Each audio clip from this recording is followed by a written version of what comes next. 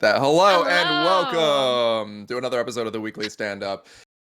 I'm Josh Miller, joined as always by the Jessica beautiful and amazing Gonzalez. That's me. guest. That's her.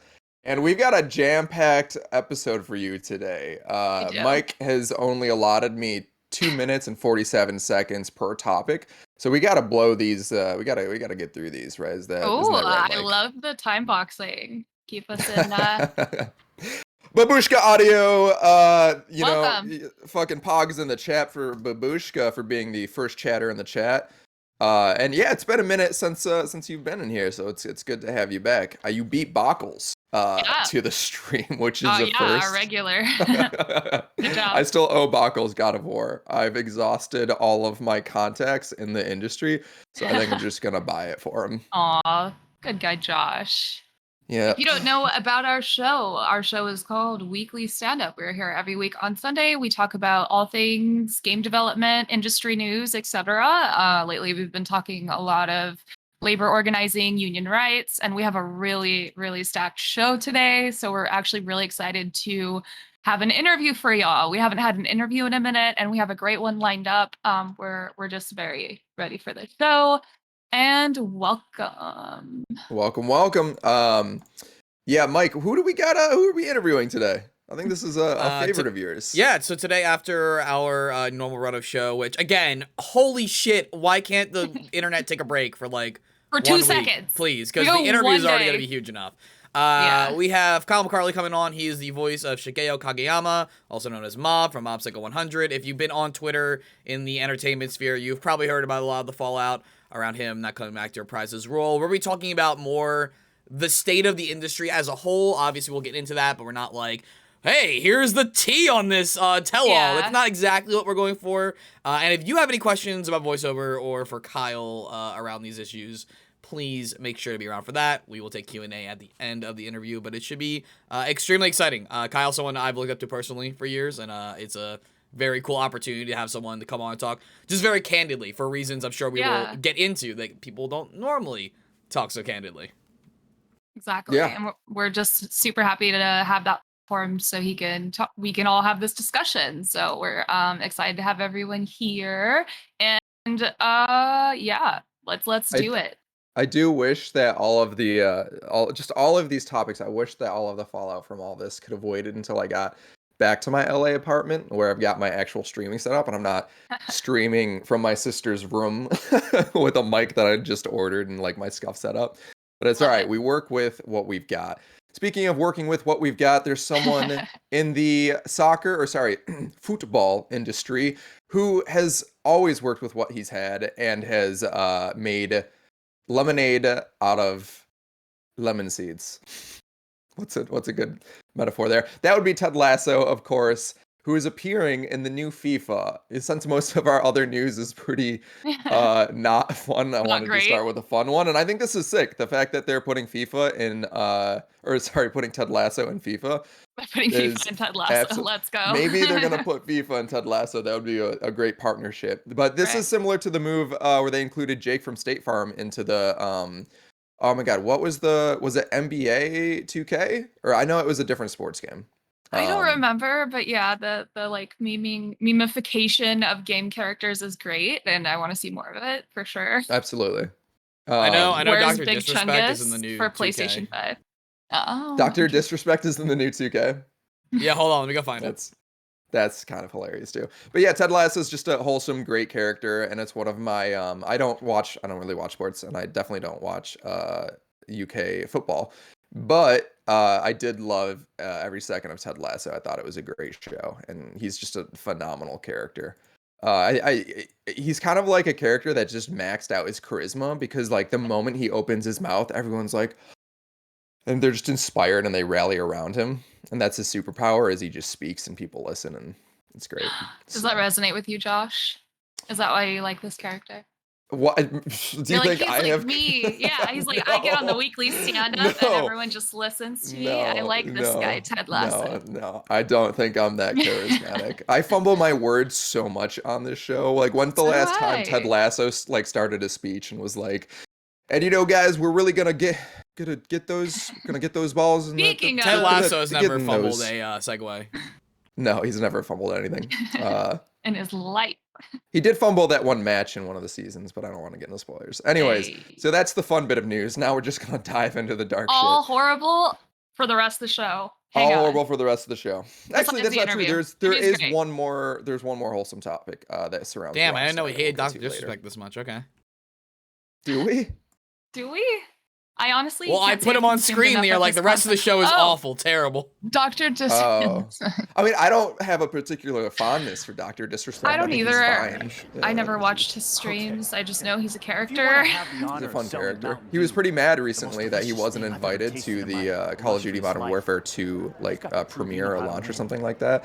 And it's like, What you got in mind? I mean, yeah, I get it, dog, but you kind of like You have to beat me talk in a free shit throw contest. about Yeah. Activision and their decisions Then all the time. you So have are to you beat like me in really horse. surprised that you weren't invited? And finally, I don't think he has the best you have to beat relationship me with a on lot of devs. 3-on-3 match, the likes of which the world has never Yeah, seen. well, yeah, Because but I don't also have I any think he also like has a lot of beef with some of the C-suite is people. very, very sensitive about their image. Yeah. Dr. Disrespect may be a character, but it's a character heavily based on the opinions that he holds and believes. But I just speaking meant the of fact that Dr. he's mad. Like he might just be mad in character, right? He probably understands that actually. Oh, maybe, but I think he actually was a little pissed. No, speaking of Twitch stuff and Twitch drama, Dr. Disrespect is not the main focus of the story. Twitch has recently come under fire from pretty much all angles this week. This has Everyone. been like the Ragnarok of Twitch, truly. It started with a bunch of drama surrounding XQC, OTK, Trainwreck, a lot of big gambling streamers. I forget exactly how this started, Josh, but that's incorrect. what? Dude, that's not actually how it started. How did it start, Mike? Okay, so it started even like more like drama-y, less serious with so I think it was Cutie Cinderella hosted Shit Camp. Oh, I didn't know how far back we were going. Well, that's what starts Yeah, it all. that's That's true. that's There's what layers it to starts this. it all. Well, okay, technically, sorry, continue. Yeah, so Cutie hosts Shit Camp. XQC decides not to go to Shit Camp. Okay, well, blading- right. Now that I've got this prepared, technically, Mike, it all started a long time ago. Our whole universe was in a hot, dense state. my Then, nearly 14 million years ago, expansion started. No. Wait, And the Earth began to cool. All right, You were the one that time boxed these segments, Josh. You're right. I'm sorry. Continue. Mike. We're not that time box. But yeah, so XQC decides not to go, originally blames Soda Poppin for not going, then reveals that the real reason I didn't go was family and personal relationships between my family and my I girlfriend. think we're getting a little in the weeds, but basically No, but it's important how we got here. It's important how I'm not getting into the full detail. All right. That results in a big public breakup on stream, which then sets off like everyone being like hyper point finger at each other. Like I think this sets the tone for how things really spiraled. Because obviously, if people got this many skeletons, they ain't releasing them too easily. You know, this is what set everyone like on edge, which then starts to pop off with the Slicker situation. Not the second Slicker situation, which we'll probably get into. We're getting ahead of ourselves a little bit. So this before the Slicker situation, basically XQC and a bunch of they created all this drama. XQC in particular was beefing with Hassan Abi and a lot of other big streamers, and then this transferred into a debate over gambling streams, which kind of blew up. And this resulted in before we even get to the like sexual harassment. And all that No. stuff, You are skipping allegations. something though. There's two Slickers. The first Slicker is the guy who took everyone's money because he had a gambling addiction. Right. And that's what I was trying to tell you. Is that like that's how we Gotcha. got to the gambling part, which is what we're talking about first. Is that Okay. is because SQC and like fired up the Slicker situation as it came out, and that's how we got to the big gambling. Everyone being like, "Fuck gambling, let's get rid of it." Yeah, didn't he steal something like $300,000 from his, between his fans and also his 340 or friends? Like he 380, reached I out. think. Yeah, I think like a Austin truly McBroom insane did amount the of money. same thing, and then even was like, "Yeah, if you bought it, you got scammed." But that's or Austin something. McBroom's like whole business model. You know, that's Yeah, I know. you know. But like, it's just And how child a exploitation. lot of So that led to Twitch making and this is something that people have been advocating for a pretty long time now. They came out with a statement saying that they were not banning all gambling, but banning a lot of like third-party gambling sites. Anything that's not like legally allowed in the US is now banned, which unfortunately still allows a lot of legal gambling, like sports betting and a lot of other sites that are legal in the US.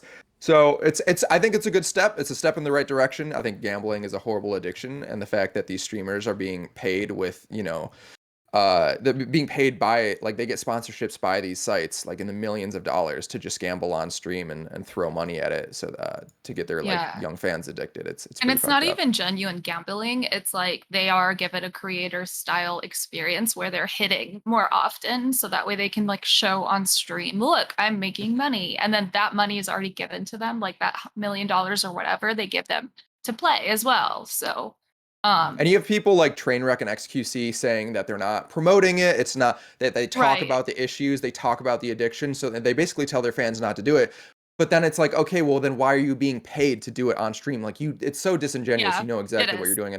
And many streamers have talked about this, and I don't want to rehash it too much, but this was just the first domino, and this caused a whole bunch of drama between people from OTK, which is a streaming organization run by, I think the CEO is Miskiff. Miskiff made a tweet directed at all of the gambling streamers, Trainwreck in particular, and Trainwreck wasn't having it. He came back with some serious allegations that Miskiff and his fellow streamer, part of OTK, and roommate Maya were part of a cover-up regarding sexual harassment that occurred 2 years ago, I believe, with one of their former friends, Adriana, who is also a streamer. Very serious allegations, and it's just caused all of Twitch to go into full meltdown mode. Basically, the lines in the sand were drawn, and two sides went to war. It was like XQC, Trainwreck, and like Destiny, and all these streamers on one side fighting against like another side, largely overshadowing what the real issue was, which was that this one streamer was silenced and has been suffering these past 2 years by herself, not really able to talk about this. So is it good that she's finally able to expose? What's the name of the person that committed this? Isn't it also Slicker? So yeah, it's not confusing because there are two variants of Slicker. The first, we will no longer refer to the person who stole money, Slicker, that we're not talking about anymore, so we will just refer to them as Slicker. I forget what the exact full acronym is.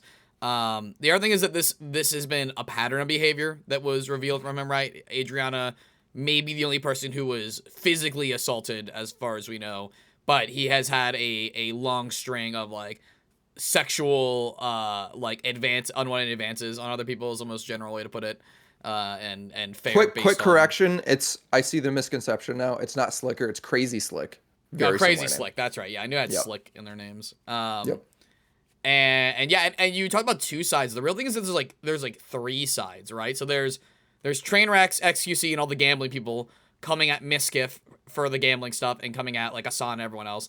There's Miskiff and the people like defending Miskiff and Slick, right, in that situation of everything they did, who are anti-gambling but also defending themselves, right? So they're pointing at them. And there's a third team, which is like every normal person left on Twitch, like Asan and even like YouTube streamers getting into it now, like Ludwig and stuff like that, who are like, yeah, you're both wrong. You assaulted women and you are doing gambling shit, and that's all wrong. Right. And they're all kind of like Mexican standoffing against each other at this point. I don't know. It's just gross. Sorry, Jessica. Yeah. No, I was going to say, I agree that they're all wrong in this incident, but I don't agree with weaponizing women's trauma to like bring up at a later date and try to like, it's like, you can't point the finger at me because you sexually harassed someone. And it's like, yes, they're horrible. Call that out.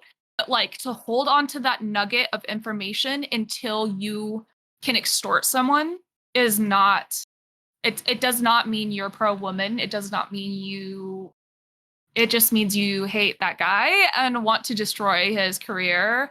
Obviously, people that do that should be accountable. But to hold on to that for your like golden ticket to cancel someone, I mean, people talk about cancel culture. I think that is it, quite literally, is like if you someone can say something right and condemn something, and because they've made a mistake in their life or they've done XYZ before, that is used to kind of like discredit whatever they're talking about. And I don't necessarily agree with it all the time. In this instance, it made sense. But the fact that that information was hidden for so long until it was used to extort someone is not okay. And Yeah, that's it's just all all I just wanted to being say about used as that. it's all just ammunition being used in this fight that's been going on for a long time between And two who sides. really loses is that streamer. Like she Yeah. just loses from all sides. It's like both sides are wrong, but guess who gets to relive trauma and deal with like both, sides of the army of like supporters. Yeah, everyone loses because the fact that like so much time is being focused on this event, like Twitch is just, if you look on any major Twitch channel, they're covering this, and it's become this like serialized story day by day, where it's like, what's the update, what's the news? Viewers lose out because they're just thinking like this, they're wasting their lives watching this. I wasted too much time watching all of this unfold, and it's kind of gross. And the streamers lose out too because it's like this isn't content. They're not creating anything of value. They're just like treating Burning this bridges. as if it's drama and burning bridges. This resulted in the not temporary resignation, not full resignation of Mizkif. Mizkif is stepping away from OTK and stepping away from streaming while an independent investigation is conducted. Maya is indefinitely stepping away from streaming. And it's just like all of this it's absolutely insane, and this just reinforces like what I believe, that like most streamers are not good people, shocker, that most people like who have the egos that want to be in the limelight may not be good people. But that being said, we're also on camera right now too, so How dare you talk about Greg Miller bit like hypocritical. I know, don't put Greg me in a Miller's box, gem. Josh. Greg Miller's a gem. Jess, you're a gem. I wouldn't exactly classify myself as one, but you guys are all great people. Up, Josh. This is not the only. I mean, the barrages against Twitch just keep on firing. This was all followed up by another brilliant decision by Twitch to make changes to creator payouts, and it's not in favor. So for the longest time, certain high-level streamers got grandfathered into basically a payout scheme that gives them more revenue share. This is not something that was publicly known or talked about, but behind the scenes, a lot of people knew that this took place. Top creators generally got a 70-30 cut, whereas everybody else gets a standard 50-50 split. And people have been kind of advocating a long time for just a flat 70-30 cut across the board. Most other platforms have a similar cut. I think YouTube does a 30-70 or 80-20, something like that. YouTube has a better cut. Most platforms do. Twitch is the only one that takes as much as they do, a flat 50-50. So they've changed this in the atmosphere of fairness to a flat 50-50 across the board. Those creators that have been grandfathered into the 70-30 maintain the 70-30 up to the first 100K that they make, which to them is absolutely nothing. And then it reverts to a 50-50, and everybody else still gets a 50-50. This isn't really what I would call a win. And Mike, I'm sure you have some thoughts on this. This makes it worse for everyone instead of for the marginalized. In the spirit of profitability, no matter what they talk about in their press releases, in the spirit of fairness and all of that, they don't care about that. They just care about their profit margins, and if they know they can skim a little bit more off of the top creators that make up the majority of the revenue, they will.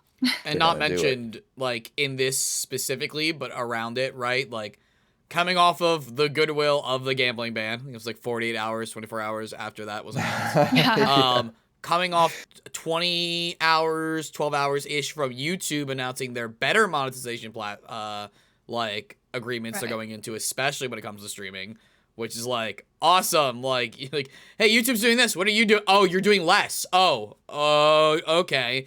And then also the departure of one of the last like original like head executives of like Twitch before the Amazon corporate suits started coming in post-purchase. She quietly left or announced her resignation, I think, like 6 hours. Either she had already resigned and it wasn't public yet, or she had resigned shortly after the announcement was made. And generally those things happen. There's no one in a position of power from old Twitch now. Everyone there is Amazon suit. Yeah, it reminds me. It's very reminiscent of Russell, the former CEO of G4, leaving before all the shit hit the fan. It seems like that she probably the this person from Twitch probably resigned knowing that there was going to be a lot of backlash, and then they announced that resignation after the this news hit.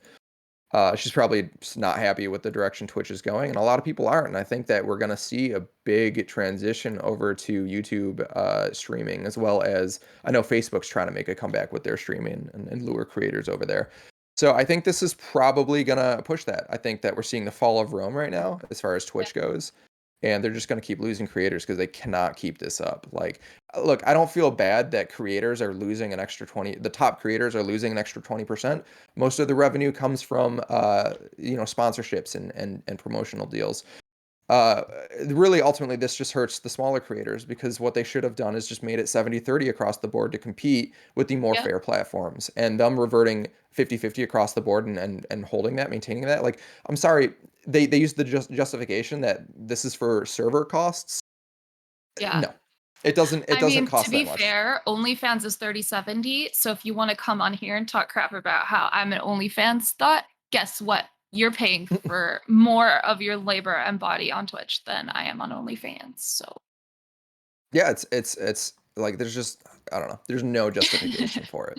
there's none. Honestly, I think this is like I have an ethical fear of like these companies taking over in this capacity, because if you think about like when the Blizzard lawsuit happened, Bobby Kotick tried to buy Kotaku, and like Amazon already owns Washington Post. Like Bezos already owns one form of mainstream media that's going to be like, indoctrinating people essentially. And now they're just owning Twitch, which is like the younger crowd / they can kind of like monetize their favorable content.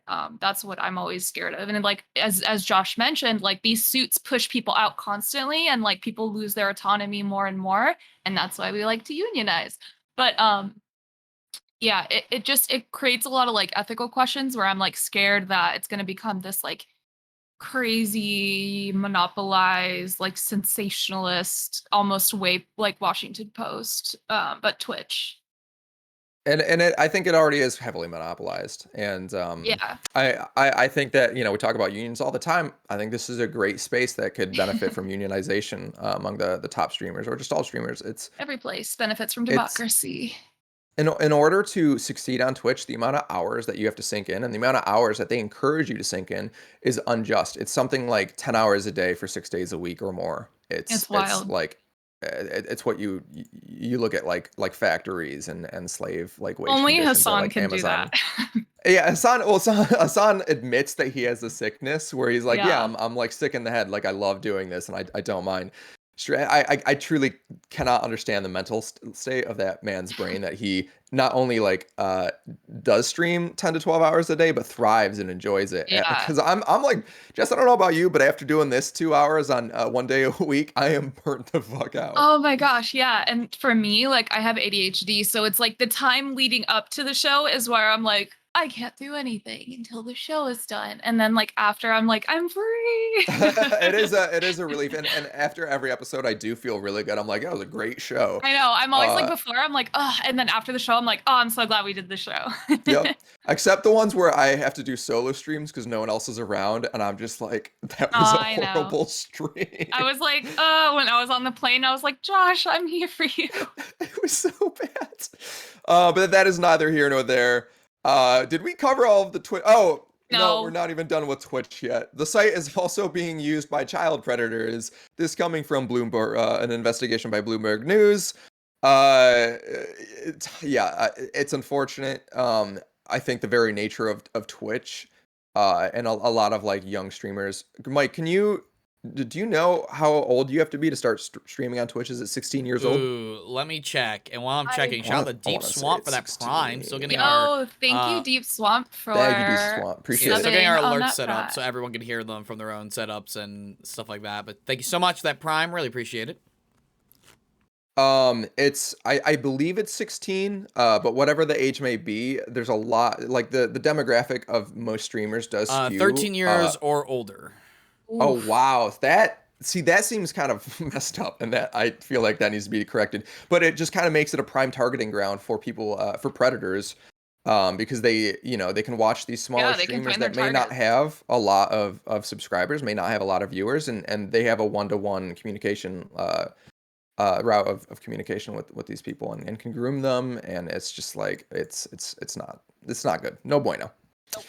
Also, I don't think you all noticed, but Ollie's been saying hi and shouting at you in chat. Yep. Hi, Ollie. How's it going, Welcome Ollie? to our chat. Happy to have you here. Especially for this episode with all like the Twitch on fire, everything. Yeah, shout out to Ollie really quick. The 2 weeks for Ollie to be gone. The worst 2 weeks. I know. Ollie, this is like your week to be here. I'm sad you're not here. Especially with the chess news, there's been drama in the chess community over one of the top streamers who's been accused of cheating. So as soon as you're back, Ollie, I know you would love to dive into that topic. I want to find a way for us to send Ollie to Ludwig's chess boxing event. I think we need to send him there. Oh, that would be awesome. I would be all about funding that. Big shout out to Ollie, who recently got a new job in the chess world. Hey. So he's having to move right now, and he's setting all that up. Ollie, I hope you find a good place to live and enjoy your Airbnb in the meantime. Don't worry about being away. Take as much time as you need. So that's I think we're gonna call it on that with the Twitch stuff. There was a really funny video on Twitter that's only a minute long. Wait, are we not talking about the actual things, the article? Like, we talked about the article, but like, what do they find, Josh? Yeah. All right. We can. We're just running. I don't think it's news enough to just be like, there was an article. The end. All right, Mike, you want to cover this one? Everyone on Twitter. I didn't prep with this one, so. Oh, it's all good. Bloomberg is not loading for me right now. All right, I'm gonna click it. Hold on, I got it. I got this. I'm gonna take this. Yeah, it's being weird. Whoa, this site who designed this? It's kind of crazy. Yeah, shout out to whoever did the UI on this. This is actually like a really engaging... This is like how you should design your websites, by the way. Just but it sounds beautiful. Like two girls were streaming, and then somebody like was lurking in their chat. And I guess this like poses an ethical question, which I mean, yeah, if it's unregulated, predators are going to be on it. That's just science. We should do more job of removing the predators from society than slapping band-aids. But I mean, it's just unfortunate that this kind of data even exists, that there are literal predatory accounts like watching child streamers. Mm-hmm. There was they found that a single predatory account was following at least 98 children. And it's crazy because it's like, I as a parent, I watch what my kids do, obviously, and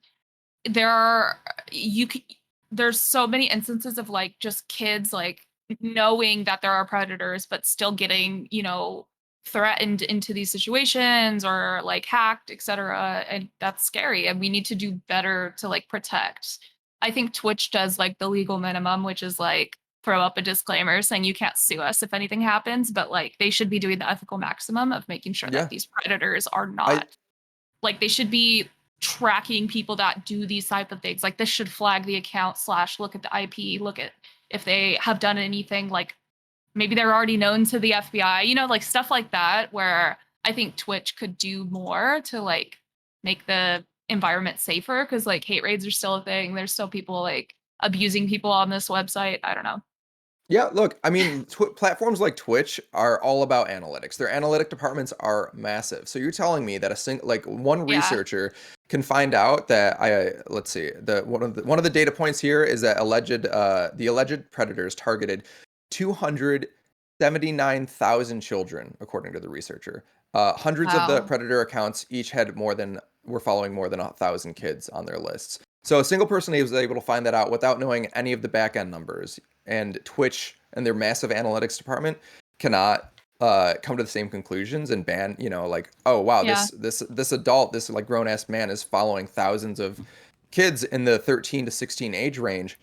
Maybe we should do something about this. Maybe we should look into this. Josh, didn't you read the previous artitle? It's not they can't do it. It would just cost so much in AWS cloud services. Yeah, and they just can't afford that from big Amazon. That's true. Look, maybe too much of the onus is on the big multi-billion-dollar company. I'm sorry. I want to make a public apology to Amazon, to AWS, to Jeff Bezos himself. I'm sorry. I'll do better. I'll do better. I'm sorry. I apologize.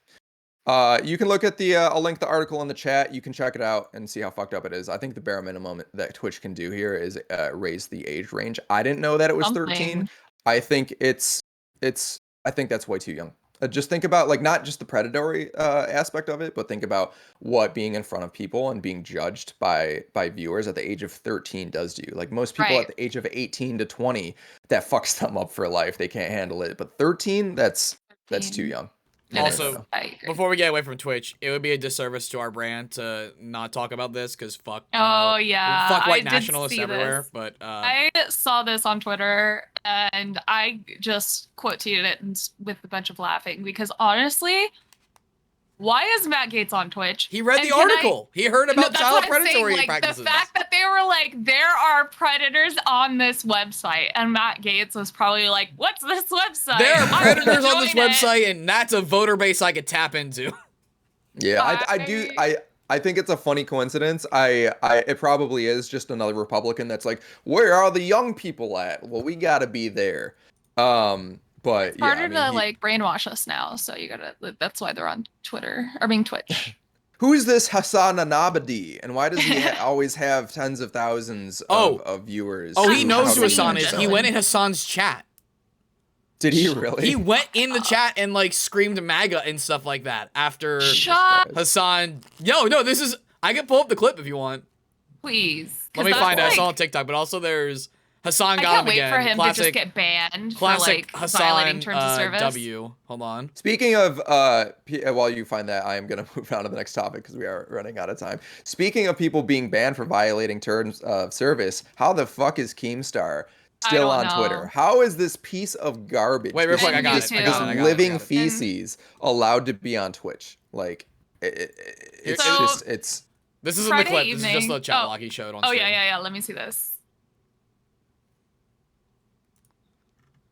This is what Hassan brought up on his stream.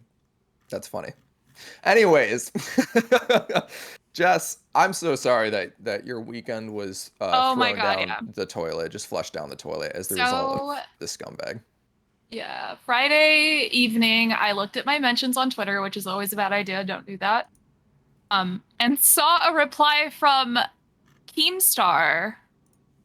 Everyone, internet's moral police. Saying that I was a terrible person because I quote tweeted Carlos resigned from G2 because he did a stupid thing and then doubled down on it and then like didn't learn anything and then lost the company millions of dollars. And then, they were like, hey, you have to answer the shareholders.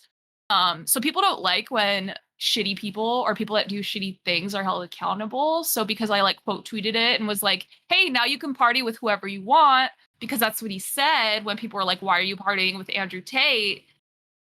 Keemstar then chose my mentions to like have a meltdown of like he couldn't cope with the fact that somebody was being held accountable and he needed to like sick his people after me to scare me from like I don't know what he was trying to do, but he did make it into my mentions. So thanks Mercury retrograde or whatever.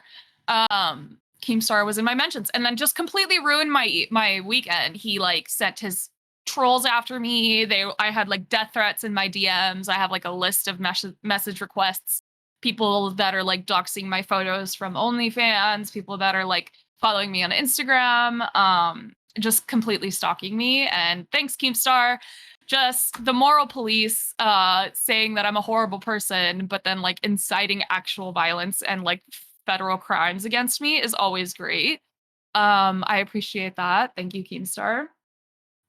He also like honestly, I feel like him and people like him and Thorin are like dying for content, like they're bleeding dry because being an asshole on the internet isn't monetizable anymore. Like you can't be monetized in an age where there's accountability.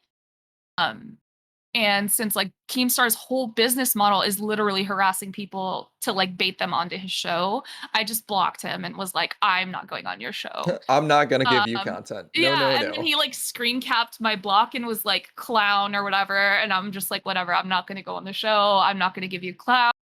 You can like fuck off. Like, if anything, I'll talk to everyone else about it. I'm not going on your stupid drama alert channel. And also, like, why are you so pressed on a Friday evening? Like, what is your girlfriend asleep? Like, why do you need to feel the need to like shit talk me online on a Friday evening? Don't you have literally anything else to do? Don't you have like 20-year-olds to try to like pick up outside of like, their school and be like, hey, you want to be on YouTube and like be cringe and like scare everyone out or of his the room? own 18-year-old daughter to pick up from school. Like, he's got like, this is a father, this is a man with a family, like, and he doesn't have better things to do than try to bully content people farm online. Yeah. Like, Also, that's all he was doing. He was trying to farm you for content, and you didn't give it to him, and then he got pissed off and sent his fucking baby fan base after you. Right. That's exactly what happened. And then it was funny because, like, the way I could tell he was trying to bait me into content just because he replied to me at one. I was like, wow, he must be really dry for content right now. Same thing with Thorin. Like, whenever Thorin mentions me, I'm like, whoa, like, what's the matter? You're not getting money right now or what? But I got a lot of money on my OnlyFans, so thank you to Keemstar for the business, like showing business to me. Like, I got people to buy my nudes even though they were like redistributing them, but I had to like spend all weekend DMCA takedowning them. So that was fun. sex work advocate coming through. I know, right? It's funny because he was trying to be a misogynistic piece of shit, but it ended up helping the women. And your wallet. Two anecdotes I want to add to this. My roommate is from Syracuse, where Keemstar is from. So I think Keemstar is from Buffalo. He's like, or no, sorry, Buffalo. Sorry, he went to Syracuse. Yeah, he's from Buffalo. I swear to God, I'm making it up. He's from Buffalo. Corey, I'm sorry. Which he's is gonna where get I'm mad at me currently now. But he's from Buffalo. That's right. Because he always corrects me when I'm like, I want buffalo sauce, and it's a shitty thing where he's like, it's just sauce, and I'm like, all right, calm down. But everyone who knows who Keemstar is in Buffalo literally hates him. He is a shit stain on the town. I mean, there's no one knows in Buffalo who's like, Keemstar man, we got him. Keemstar. Yeah, like, no. He quite literally, like I said, his business model is to do this stuff, is to literally harass people. He falsely accused an elderly man of being a pedo and just destroyed his life. Like, that man, all the way to his cancer deathbed. All the way. And then like everything with Etika and like it just literally and Ethan a Klein horrible person. and his wife, like, he suck his mob on them. He does this. You've joined a very long list of esteemed, great people in the internet world who Keemstar is harassed. Yeah, I feel like he's still on Twitter. How is he still on Twitter? If Blows my mind. Keem hates me, I'm probably doing something right? Like, I think so. I think that's yeah. it's like Twitter doesn't Thorn, care. right? YouTube, he's technically banned, but he has the Crowder thing of like, it's not my YouTube channel, it's this company's YouTube channel, and I'm employed by the company. Gotcha. So that's how he gets around it. It's a good, like, honestly, it's a mark of a badge of honor that both Thorn and Keem have gone after you, and I think they're both the same breed of person, right? We talked about this on the last episode when we talked about Thorn. It's this dying breed of internet dinosaurs that, like, you can look up Keem's analytics, right? You can see that there's a downward trend because I think people are just kind of like tired of his petty like bullshit. He's cringe as fuck. And that's the one thing that you can't be. You can be mean on the internet, but you cannot be cringe. And he is both of those things. And he's losing his following to other like younger drama channels that are blowing the fuck up right now. And I think it's another case of him feeling his relevance waning. And he's just like lashing out because of it. Because again, a cornered animal will just lash out. Also, something Jess hit on that I think is relevant for this too is that like, he comes at you about being like the moral police and stuff like that, but it's like, Carlos didn't lose his job because of moral outrage. He literally didn't lose his job because of moral outrage. Yeah. He lost his job from capitalism when he lost the company millions of dollars and their financial future in Valorant. Literally, yeah. Yeah. That is the next topic we're going to talk about, but really quick, Bakal, where did you study in Buffalo? Because I was literally, I grew up in the Buffalo area, the farm that I'm on, streaming from temporarily. Oh, you're right from now. Buffalo too, Josh? I thought you were closer to the city. Like, not. I knew you were. I knew you were in the country, obviously, but I didn't know you were. No, I'm closer to Canada than anything else. But Niagara Falls and Buffalo are within 10 minutes. You may have grown up near my roommate then. Yeah, I probably did. I'm not gonna say where I grew up because I'm not. No, we'll talk about it off stream. We'll talk about it. University. Baca went to UB. That's crazy. So many people from my high school went to UB. I've got friends that went to UB. Like, that's just, if you grew up where I grew up, you go to UB, NU, or Buffalo State. So that's absolutely hilarious. We you went to school probably where like we're probably like 45 minutes of each other, and that's absolutely hilarious.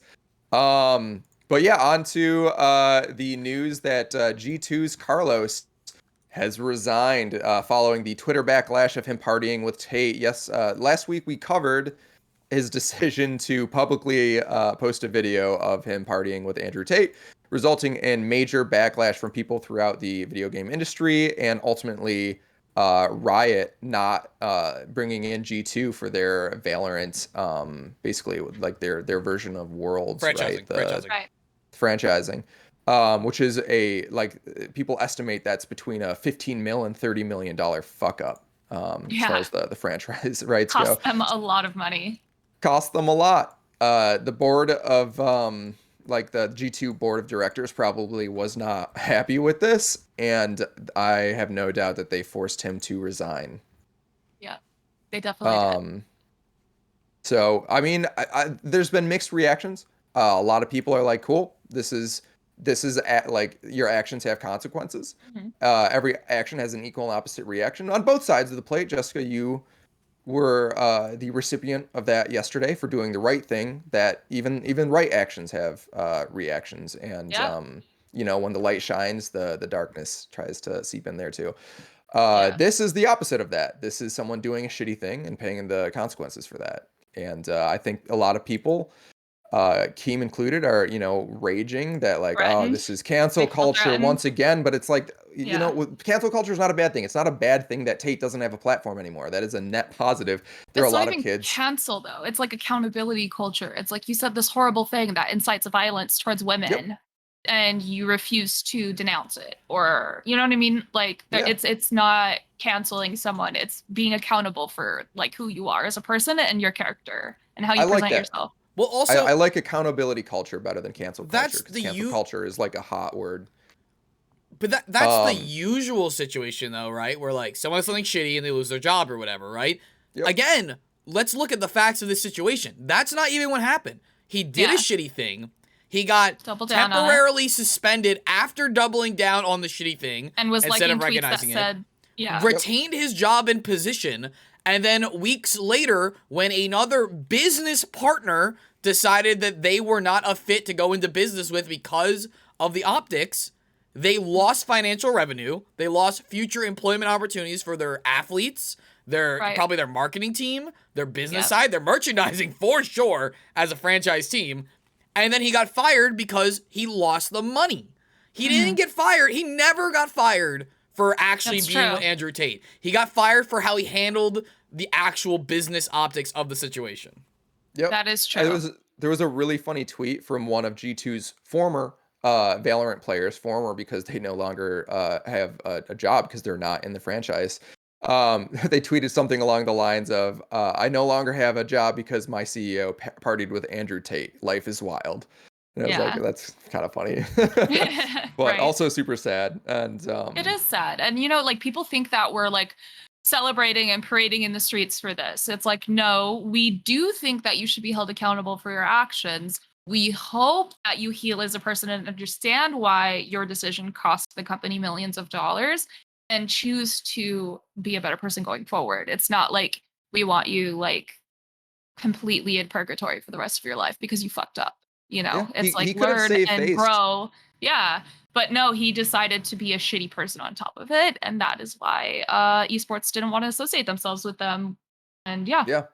And dude, Keemstar reacting to this, I don't even like Homeboy's not in esports. He doesn't follow esports. Threatened. He's not into esports. I don't think he knew who this man. I don't think he knew who Carlos was before any of this even started. Yeah, I don't think he knew. He probably just saw like the the left is reacting to this thing. Yes. Well, I know what side I'm on. Like he's just content farming. It's disgusting. Exactly. What Anyways, enough of these pieces of shit.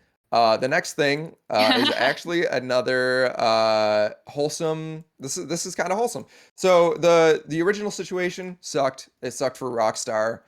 Some of their source code and a lot of their like pre-alpha gameplay footage got leaked, which kind of caused this this really funny community response. Interesting response. And yeah, so someone named Average Gamer on Twitter, Average Guy, just average guy, thought he knew how game development worked.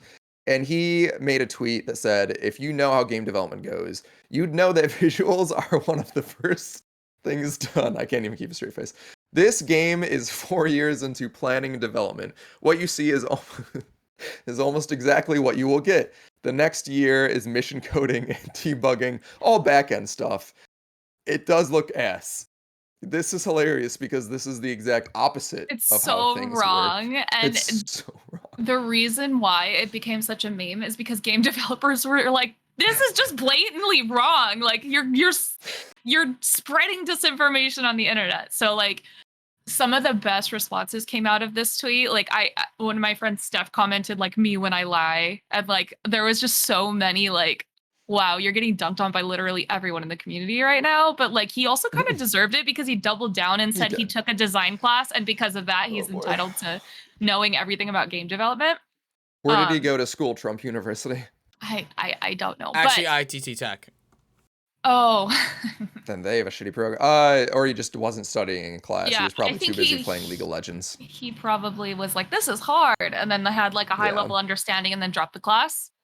But it was like if you funny. bring up the Eurogamer article and scroll down it, there's a lot of the responses in that. It became a game dev copy pasta. Like people were copy pasting it onto memes. So I love that we have that now as a community.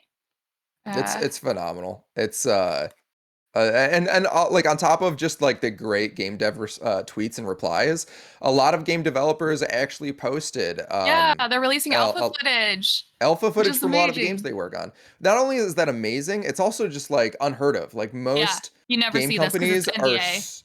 It's under NDA. It's generally like, you know, the game publishers and game studios usually have a pretty tight lid when it comes to stuff like this. They don't show unfinished games. So the fact that like from like the Naughty Dog's actual account and other stuff like that, they're tweeting this stuff. In support of Rockstar. It's crazy because like we all know, you know, leaks are probably the worst thing in gaming. Like it just hurts everyone. It hurts the developer. We talked about this on the last show, but to see literally game developers all coming together and saying like, no, this is what games actually look like when they are like even right up until before release almost sometimes, you know, sometimes we just add all of the assets in at the end. And you know, it's interesting how with somebody being so wrong about how game development worked, turned into this really cool moment of community where like a bunch of devs got together. We're like, no, this is what games actually look like. And I think that's cool that like we were able to like give that window. And it's funny that the reason for that is just because of something so misinformed. And it also gave me a little PTSD back to my video game development school days, because just like the amount of time I spent on gray box levels is just like no, there's a reason I left game dev. No. You're like, yeah, I get to look at missing Geo all day. So Josh, wait, does that make you a fan or enemy of games like Super Hot? I like Super Honestly, Hot. I don't play a ton of good workout playing that. I think look, I'm in full support of like low poly games like that. I just don't like, it's not what I gravitate towards, to be honest. I don't play a lot of them. I love that game. Last of Us. You know, speaking of low poly indie games, Nice. Thank you. I feel like I'm getting better with the transition. You're doing great. I love it. Video Game Donkey, one of the largest YouTube video game channels that exists, and honestly, I love Video Game Donkey. I think he's a super funny guy, and I think he's got really. He's one of those YouTubers that like grew up with. Like I grew up with him, with Donkey. I grew up with Jenna Marbles, and like it's just like one of those old YouTubers that I don't know. I like his content. Can we pause that video that's playing?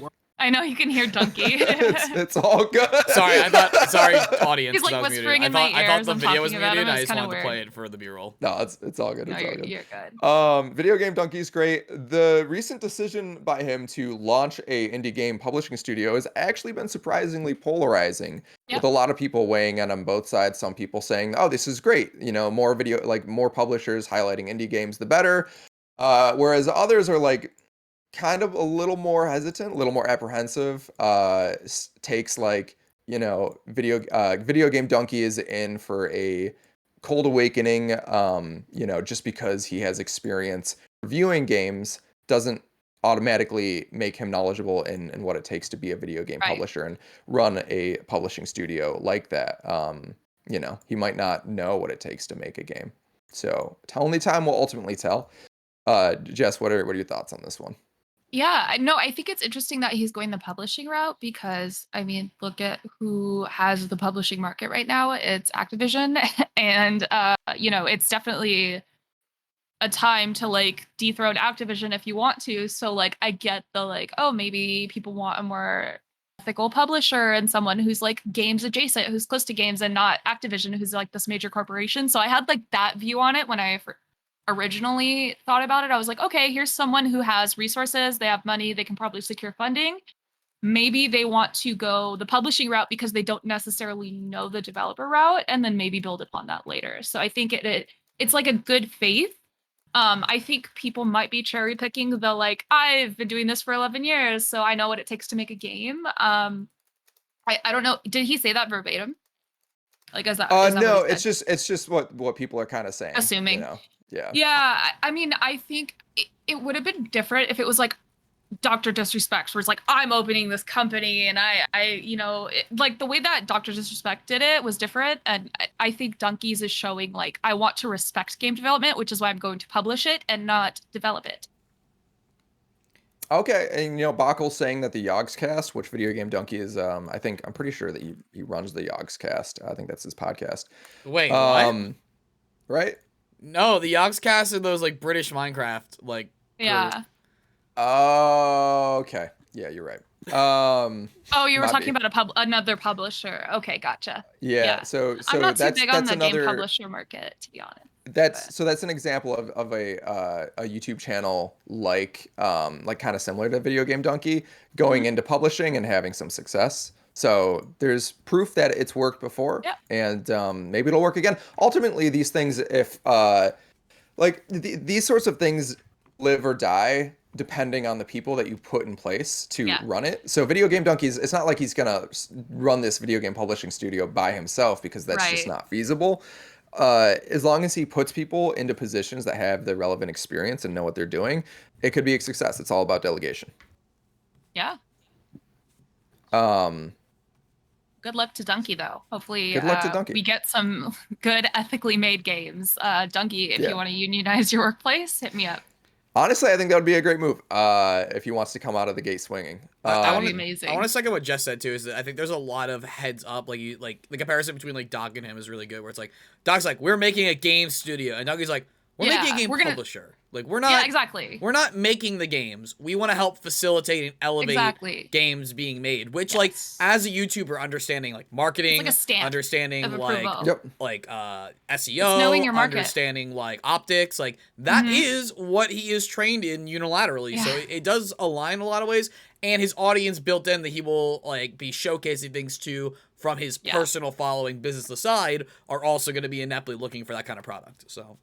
Yeah, and it also feeds his YouTube content, right? So it's like a self-sustaining, like well-oiled machine. So going into it knowing that could be good. Yeah, he's got a lot of native marketing that he can pump into it. There's also, I did read a few concerns about the ethics of it. Like if you're a channel known for independently reviewing games, what are the ethics of then marketing something that you made? There's a little muddy water there. But I mean, if you want to compare it to like the, makeup influencer on YouTube, it's like they make their own products, but they also review other people's products. So it could just be like that. I think that's just kind of like how YouTube works. It's just like people don't, when you're watching a YouTube video, you're not thinking about how sponsored it is and like how the content is tailored to that sponsored stuff too. So it's interesting. Donkey's also interesting because he's not like a Greg Miller or like an IGN, right? Where like they are giving you succinct, like really in-depth reviews. Right. Like, yes, he takes a lot of time with his writing, but it's always presented with a tongue-in-cheek, this is an entertainment piece tone. Not to say that, I'm not saying Donkey doesn't have good opinions and that he's not like a games critique or savant like you might think he is. I'm not sure you but he's more entertainment than critique. Exactly, right? And so there's something to be said about like, listen, at the end of the day, I make my videos to be fun, not to Yeah, be a exactly. market like naysayer. Like you look at people when you like put together video game reviews, you don't see and he also doesn't give like a number, right? Like he's not like on Metacritic, he's not in like the weekly roundups of it's more of an game stuff. informal. That's true. That's a good thing to note. Yeah. Now if you posted it to like the Big Mode YouTube channel, that's like different, right? But as long as he's just doing it on Donkey, I don't see that be a problem. Also, he hasn't done it yet, so let's worry about it when it happens, okay? I agree, Agreed. Mike. I like that. Everyone else is worrying about it now. Let's give it a little bit. So too many people want to tear something down right from the start, and you know, from the beginning, what I've wanted this channel to be was building good things up around the video game industry, not just always covering the bad. So I do think that it's worth giving Video Game Donkey and Big Mode as a whole the benefit of the doubt. Shout outs to And- Donkey. And that is Shout why outs we to are Donkey. excited to announce we are going in on 40% of Big Mode. That being We said, are if Big Mode wants investing to sponsor us, let's go. We will invest the $100 that this channel has made so far in the 7 to 8 months that we've been operating, all into Video Game Donkey's Big Mode. Josh, it's $100 split 50-50 and then split between the team. And then you already bought a mic, so we're probably And already you out of already money. bought a mic. Yeah, we're already over budget. We're already dipping into our own funds. That's true. Although I just paid for I didn't like use the company's money for the mic. I just bought it. Nice. But speaking of buying mics, No. the, know where the he's going with government's this one. I don't looking know what to into pull up. links between video games and extremism again. So this is nothing new. Government has always, Always. like specifically on the right side, because they need something to They blame. will wait. scapegoat Can we anything hit on but this God. first? Our We thumbs. didn't hit on this to close out the GTA thing, by the way, which I think is super big update.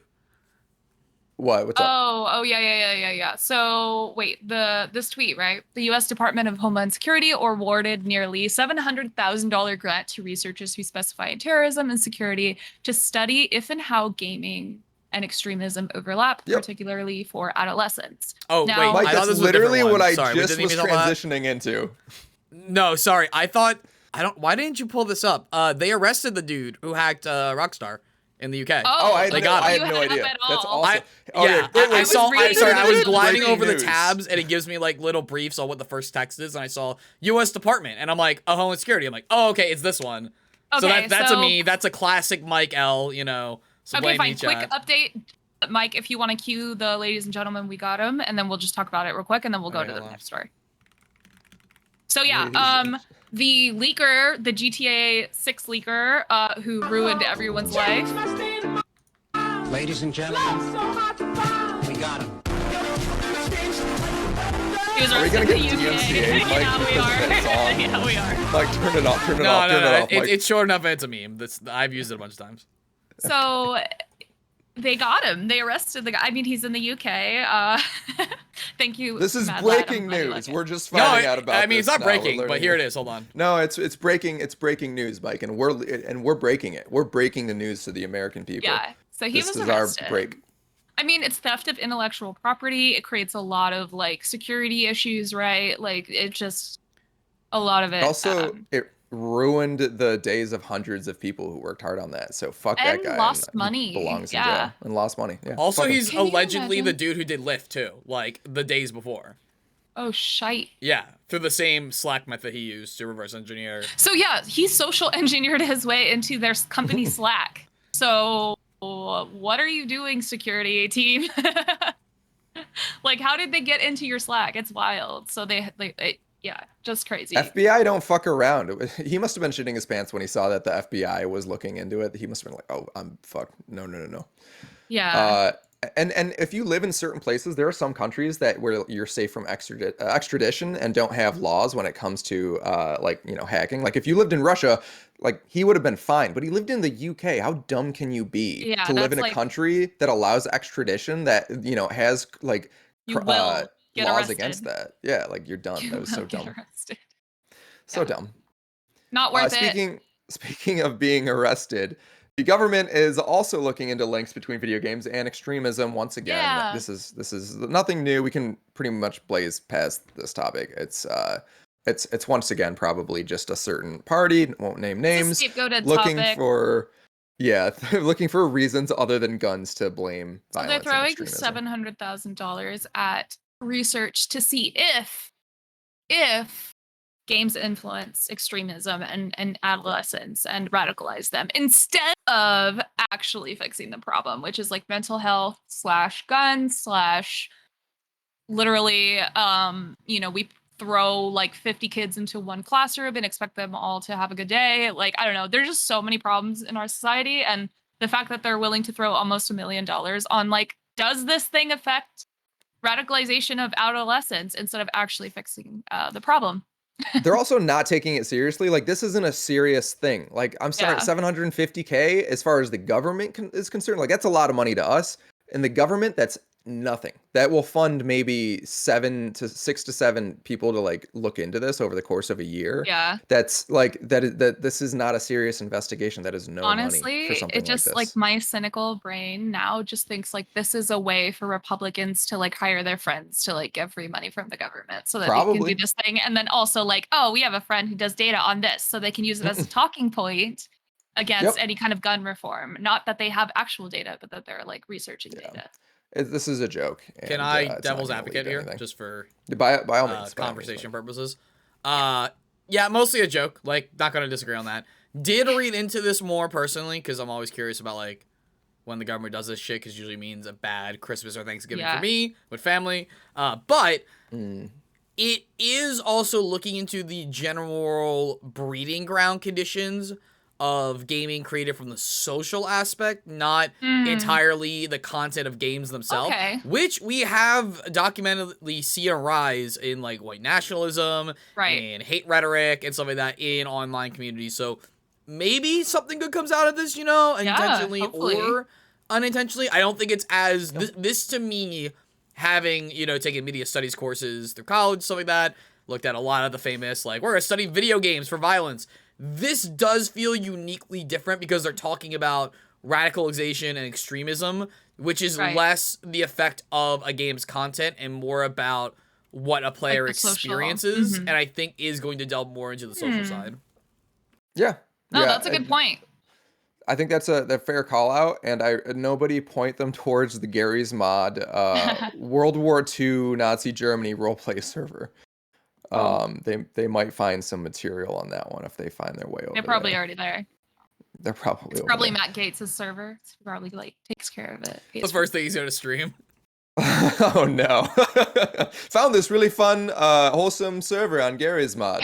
Actually, no, he's definitely the Civil War guy. He's definitely I'm going to play the Civil War one. On the Confederate side for sure. But we got let's see, we got 10 minutes. I think we can breeze through the rest of these 10 minutes topics. for our interview. Yeah, we got Jess, you want to tackle Starbucks? And the COVID benefits, because this is a kind of disturbing pattern that a lot of companies are doing recently. And Starbucks is just the latest one. Leaked documents reveal that on Monday, Starbucks will end its COVID pay policy and deny union members new sick leave benefits. So this is something that we've seen with Raven Software. This is like anybody that unionizes. They always try to break up the union by saying, we're going to give all of these people good benefits. You could have these too if you don't unionize. But like at the same time, it's like, well, I could have that and more if I bargain that into a contract and then unionize anyway about it, right? So they will breadcrumb, which is what they've been doing. They've been breadcrumbing. So they're breadcrumbing their non-union employees by giving them these benefits. But what they don't realize is those can be taken away at any time because they're not in a contract and you're not protected as a non-union employee. And it's just a union bust tactic that they use. They all do the same thing. Activision does it literally. The set of, Russ did it where they like tried to cut corners and it ended up costing somebody's life. So like, these are conscious decisions that these corporations are making. And this is perfectly leading into our interview because they are just trying to cut corners and not pay what labor is worth and pay like nothing for labor. And this is like the stuff that you're seeing because of it. I think more people should be paying attention to this kind of stuff because it just shows these multi-billion-dollar corporations are willing to do these things to stop a union, which means you probably should have a union. And like these are the bare minimum benefits that employees should be entitled to. Like even though we're now, according to Dark Brandon, or sorry, Joe Biden, we are now officially out of the pandemic. A lot of people are saying the pandemic is now officially It's over. over. Yeah. And as we're heading into winter, which is usually where you see, like, look, the pandemic will never be over. We know that what the science points towards, and it's that these sorts of things have ebbs and flows, peaks and valleys. Right. Generally, the peaks we enter into as we go into the winter season, which means we're announcing that the pandemic is over as we're entering into what could be a peak season is probably not a great idea, Dr. Especially Anthony after Fauci doing would it 2 years in a agree. row. Sorry, Yeah, it it's just almost pisses like we've me got off. data to call upon here. So, But for that doesn't companies make like the line go Starbucks, up. So. that does not make the line go. Oh, but the line's going down, Jess. I don't know I if know, you've that's seen the the stock problem. market That's why recently. everyone's freaking out and why Oh my people are God. doing stuff like this, because the line is going The down line's and they're going like, down. we don't know what to do. I don't mean to, like, I don't want to focus on this too much, but we came within an inch on Friday of the entire stock market completely collapsing in a 2008 way. Like, people don't realize how close we came. If we'd crossed a threshold of like 5 points on the Dow Jones, it would have, like, it literally would have been 2008 all over again. We came so close to financial collapse, and the world just kept on ticking like nobody, like It's nothing almost was like going everything's on. made up and it don't matter. It's all a simulation. That being said, this Josh, is this is all simulation. Why are the graphics already done? Gotcha. Oh, yeah. If you know anything about simulations, Josh, you know that okay. visuals are one of the first things done. What you see is This- almost exactly what you get. This show is almost 4 years into development. So while the world almost entered financial disarray and collapse, as we just barely avoided entering the worst Great Depression since the 1940s, senators had called all of the CEOs of the major banks to Capitol Hill to basically grill them on a range of topics. One of which, during one of the senators' questioning, they asked the CEOs of all the banks yes or no question on if they would if they would allow unionization efforts at their banks to go forward, or if they would try to obstruct it. And one by one, each and every one of the CEOs said no. Of course not. Nope. Nobody wants to be ethical. They want to make the most money. But it's just funny that they would all blatantly just say no to a question, which is illegal. It is illegal to obstruct unionization. So basically, they're all stating for the incriminating record themselves. Yeah, like that they would conduct illegal Which is activity. why it was a Like, really it's insane. smart move on whoever that was to like ask. Because now me as an employee, I could just take that clip to the NLRB and be like, hi, this is what my boss is saying. They've engaged in illegal union busting activities. Here's like the rap sheet of everything they've done. File ULP after ULP. Get money, get paid. I do think the NRLB is going to need some rapid expansion. They're going to need additional funding to start taking on all of the additional cases that are being brought forward. Yes, like, I agree with this. If you look at the expansion and the growing of the unionization movement all across every industry, not just like Amazon alone, the monolith that is Amazon, Starbucks alone, and all of and Starbucks, like all of those additional hearings that are taking place, those just by themselves would probably need the NRLB to expand by 100%. Now, all of the additional ones that are popping up across like smaller studios and smaller industries, just I think we just need more resources. The government needs more resources, and they may be hard pressed to get them, especially if the Republicans take the Senate going into the midterms. Yeah, because they're gonna fight it. They're not gonna want to fund the NRLB. Unions, right? No. Yeah, they don't like Biden's NLRB at all. But this gets us exactly where we need to go. Perfect transition into talking about Kyle McCarley. Now, Kyle McCarley, our interviewee today. Mike, what happened?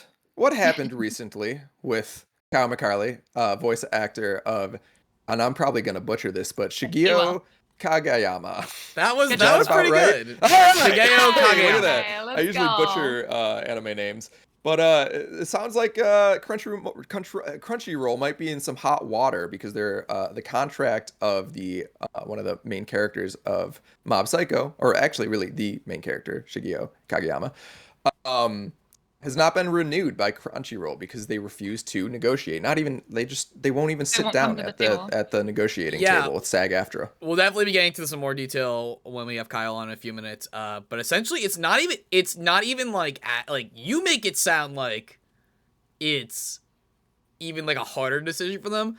Kyle didn't even ask for his contract to be union. He asked for them. He said he would come on non-union, reprising the role, if they sat down to a meeting about engaging in future union contracts. Just a good faith. They Just a said good no. faith Yeah. sit down. And they could have said no, and then been like, cool, I'm still doing the season because that's what I promised you I would do, non-union. Right.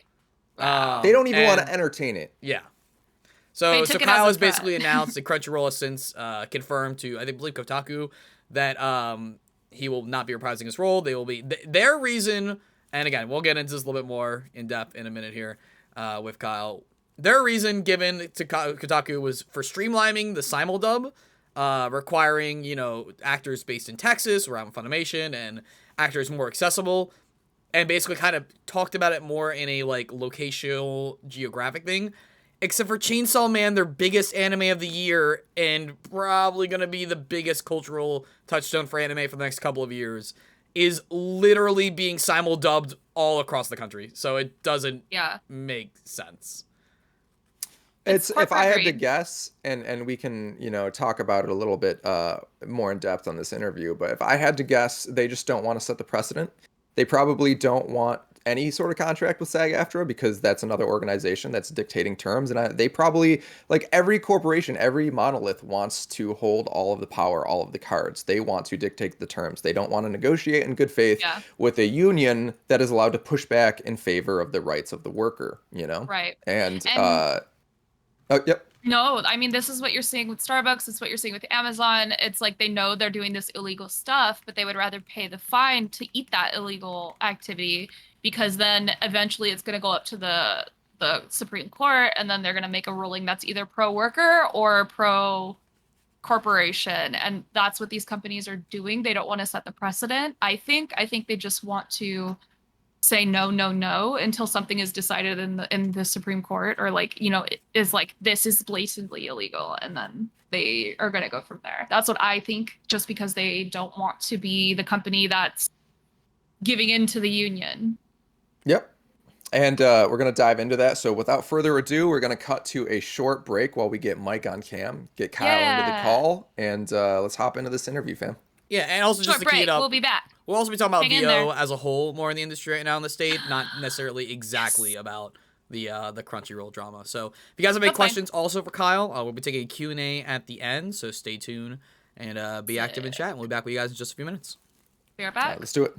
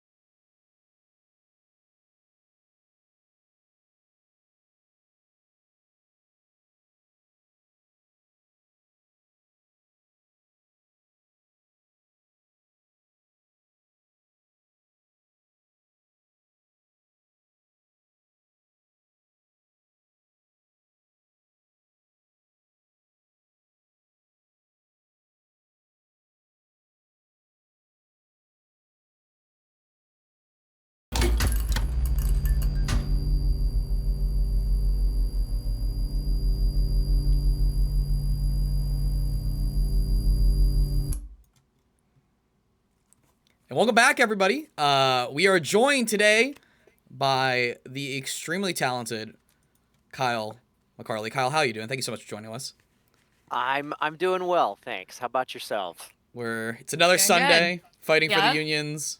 Nothing better to do. It's been a weekend. I will say that. It has been a weekend. We are very happy to have you here. Thanks for coming on the show. Happy to yeah. be here. Thank you for having me. Like I said, chat, we'll be taking questions at the end. If you feel like you have to go and you're going to watch the VOD later, feel free to drop it in chat now, and we'll try to scroll through and get back to them. For those of you that do not know Kyle and his work, or only know him from the recent stuff around Mob Psycho 100, Kyle has been featured in numerous other projects, like we said before, Mob Psycho 100, Shigeo Kageyama, also known as Mob, from Komi Can't Communicate, Tadano, various characters in Star Wars Visions, which is one of my favorite animation projects of the last couple years, Aruka Sensei in Naruto, Claudia Hodgins in Violet Evergarden, Simon from Infinity Train, another very scandalous animation production in terms of everything going on. Yeah, Yeah.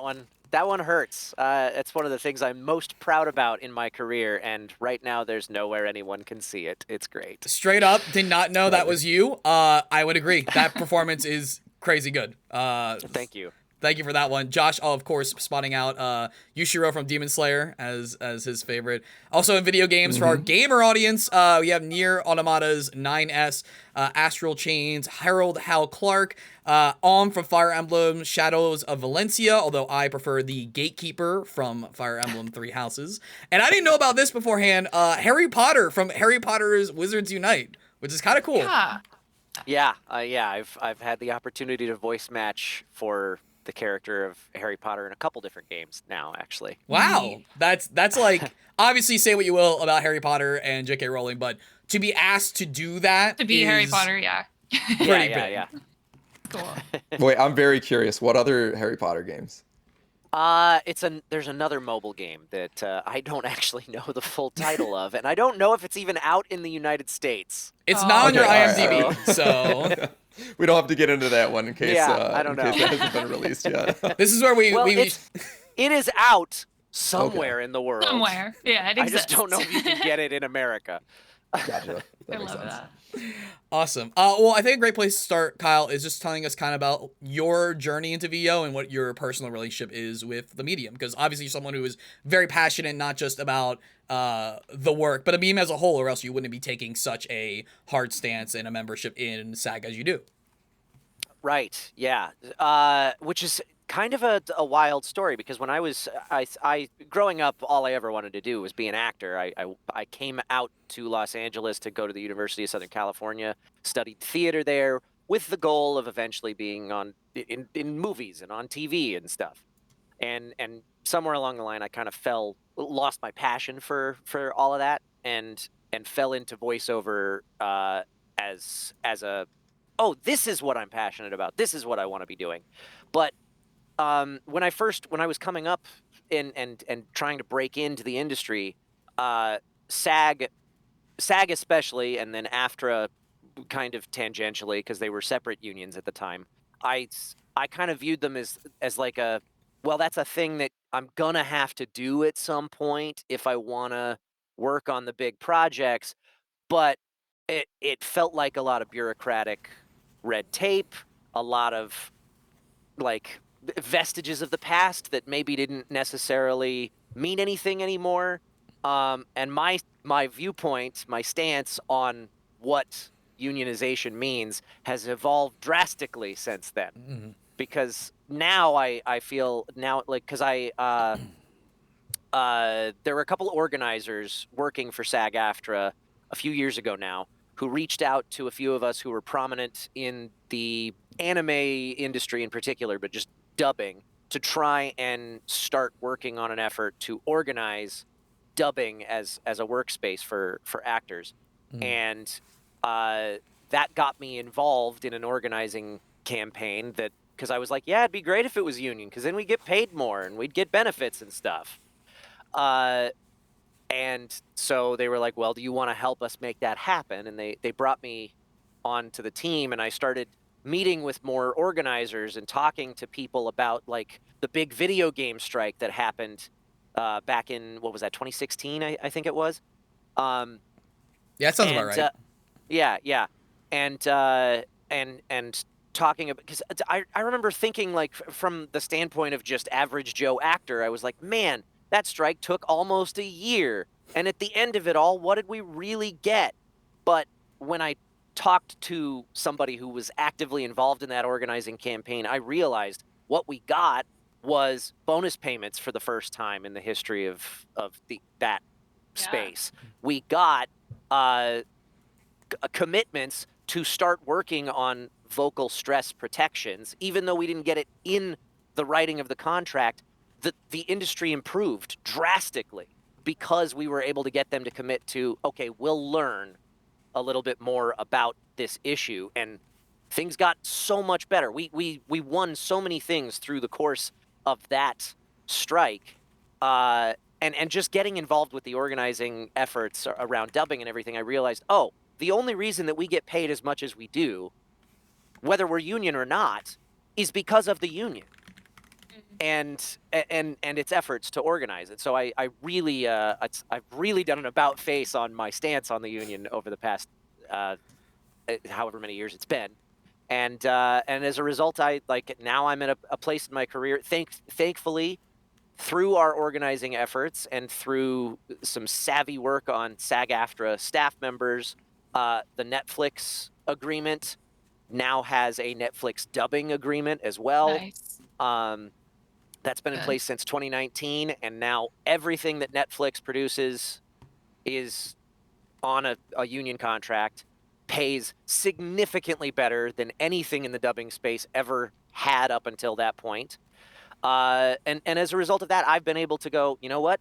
I'm not working non-union anymore at all. I'm just going to do union contracts, and I qualify for healthcare, and it's super easy to do for me now at this stage of my career. It's great. So that's kind of the long and the short of how I've gotten to where I'm at with this whole situation. And jumping in on the Netflix thing too, that agreement also extends to live action dubbing as well, correct? It's not just the Yes. animation stuff, which obviously Yes. has taken they've taken a huge market share in the recent years. Yeah. But like Squid Games, that dub Yeah. is covered by that contract. Yes, it is, It's and wild. those live action dubs are a big part of how I'm able to qualify for healthcare, because that's Now a you lot of what mentioned I do. one of the benefits is clearly healthcare. Right. I know that other benefits include royalties. When I worked at Activision Blizzard, I know all of the voice actors on Overwatch and Overwatch 2 were, or not, at least Overwatch 1, not sure about 2, were SAG-AFTRA represented. Yeah. And that came with royalties on everything from marketing material, anything that you utilize the voices of the characters, they all got royalties. What are some of the other benefits that people might not be aware of with being represented by SAG-AFTRA? Well, I may have to correct. I don't know if maybe they negotiated something on top of the minimums that are established in SAG-AFTRA's interactive contract, but there are no residuals or royalties baked in. They do have to give you something if they use your voice in other things. So there is that. Okay. But as far as other benefits that come along with it, you benefit. The big thing is it's collective bargaining, which is something that is a little bit intangible for people to understand. It was hard for me to wrap my head around. But rather than negotiating a contract one-on-one and figuring out how much you're going to get paid and everything, and in this country we have such a stigma about talking about how much does somebody make. So people doing the same job at the same company, there can be drastic differences in how much those different people are getting paid because they don't tell each other how much they negotiated. What's great about having a union to help do that is you get collective bargaining power, which A, makes sure that you aren't getting significantly less than your colleagues, but B, it also gives you strength because you're negotiating from a standpoint of all of us are saying this is what we want, and if you don't give it to us, we're going to have a problem. Yeah. So collective bargaining is huge. That's a big benefit. It feels a little bit intangible, but it really does help get the things that you need out of a contract. And in acting too, right? Just to jump in, where you're talking about like Starbucks, right? and you Sure. are in a group working as a team all day. With acting, when you negotiate that, you're in the audition process. You're doing everything basically by yourself. You don't have other people necessarily talk to aside from the people who are trying to hire you. So having that in your back pocket and knowing you feel more Right. supported than how you physically are more alone is a huge benefit, and gotta be a huge sigh of relief. Whereas, you know, like factory workers, Ford, for example, it's like, when it's like, hey, oh man, we're being abused here. You got 20 guys next to you doing the same exact thing, feeling the same exact way, and you're all literally together having this discussion, as opposed to actors who are, you know, in and out, different projects, different productions, even different cities now that things have got a little more diverse. Yeah, and especially in today's world for voiceover in particular, we rarely see each other on the job. So yeah, that also is definitely helpful to give you that security in knowing that, okay, my peers are not trying to undercut me or anything like that. Other big benefits, I mean, I could go on for days, but there are things like there's the SAG-AFTRA Foundation, which is huge. They've got all kinds of educational resources available to you that, as a member, are totally free. Classes, workshops, Q&As, screenings. Everybody jokes about the you get the free DVDs in the mail for the SAG Awards because you get to watch a bunch of stuff that maybe you wouldn't otherwise have access to. But those educational resources are really cool. They're really useful. There's a whole voiceover lab that was founded in the name of Don LaFontaine, who used to be the big In a World, the trailer voice guy. And they do stuff at there's a location. They have a studio that you can go into, and as a SAG-AFTRA member, you have access to this resource. And a lot of members don't know that they have access to these kinds of resources, but you can go in. They've got a studio in Los Angeles. They've got one in New York that you can go into, and you can, for example, you can try out like 12 different microphones and just sit in front of them and record a little sample on all of them and see how your voice sounds on all those different mics. Just another little cool thing that you get. The SAG-AFTRA Foundation also has disaster relief funds set up so that people who are members who are in crisis can get some financial assistance. And we mentioned the healthcare and the retirement fund. Yeah, there's I could go on forever, but that's just a little tidbit. Yeah, no, it sounds amazing, Kyle. And it's so interesting to hear you talk about the benefits because, like, I've been fighting for any kind of resources in game development for a long time. So, like, to hear, you know, pension benefits and then like resources on top of like growing yourself as a career, like the benefits of just being a partner or like being in the union is really amazing to hear. And oh my gosh, I just want that for every like creative. I feel like, you know, it's just easier when your creatives are taken care of and can actually pay rent and can do, you know, these things because then you produce better content, you know. Yeah. So. I firmly believe that. And I think something that kind of sometimes a straw man argument that comes up against, you know, supporting SAG-AFTRA actors is like, well, what about all the other workers that are involved in the process and don't have a union to represent them? And I feel like that's misguided argumentation, because I think what's important to note is we're in a world now where corporations are having record profits, and that means that they're not giving the pie that they are sharing with the rest of us isn't ballooning the way that it should. But also, I think when one group of workers has success in their organizing efforts, it shows to other workers that they can do it too. And I think that's something that's important to note. So a high tide raises all boats. Exactly. Yeah. What is, like, I want to ask you, what is something that you see a lot? And I mean, you're an organizer. I'm assuming you're on the committee as well, or you're on a committee with SAG-AFTRA. So just like, what is something that you notice comes up a lot aside from like like you said, the straw man? Is there something else where like, I get a lot of like people don't want to ruffle feathers. They just want to be quiet. They're like, I'll sign a union card, but I don't want a campaign or committee. Yes. So there's a lot of people who are and it stems from fear. They're afraid that if they put their neck out, if they don't want to be the first one to do it. Exactly. They're like, yeah, I'll give you my support if I know that we have a critical mass of support to do things. And a really great strategy for organizing is letting those people know, hey, we're not going to say anything. We're not going to put your name out there until we do have that critical mass. Exactly. But we need to know that we have your support in order to show that. But yeah, there's a lot of people who are, and it stems from that fear, because if you are one of few that's saying, hey, give us fair wages, give us whatever it is that we're negotiating for here, then yeah, that feels very vulnerable, and you could face repercussions. You shouldn't, because that's illegal You're right. for anybody to get fired over organizing. But I'm aware it's of something it. it's something that a lot of people are afraid of, and that's definitely a common thing that we run into organizing within dubbing. Yeah.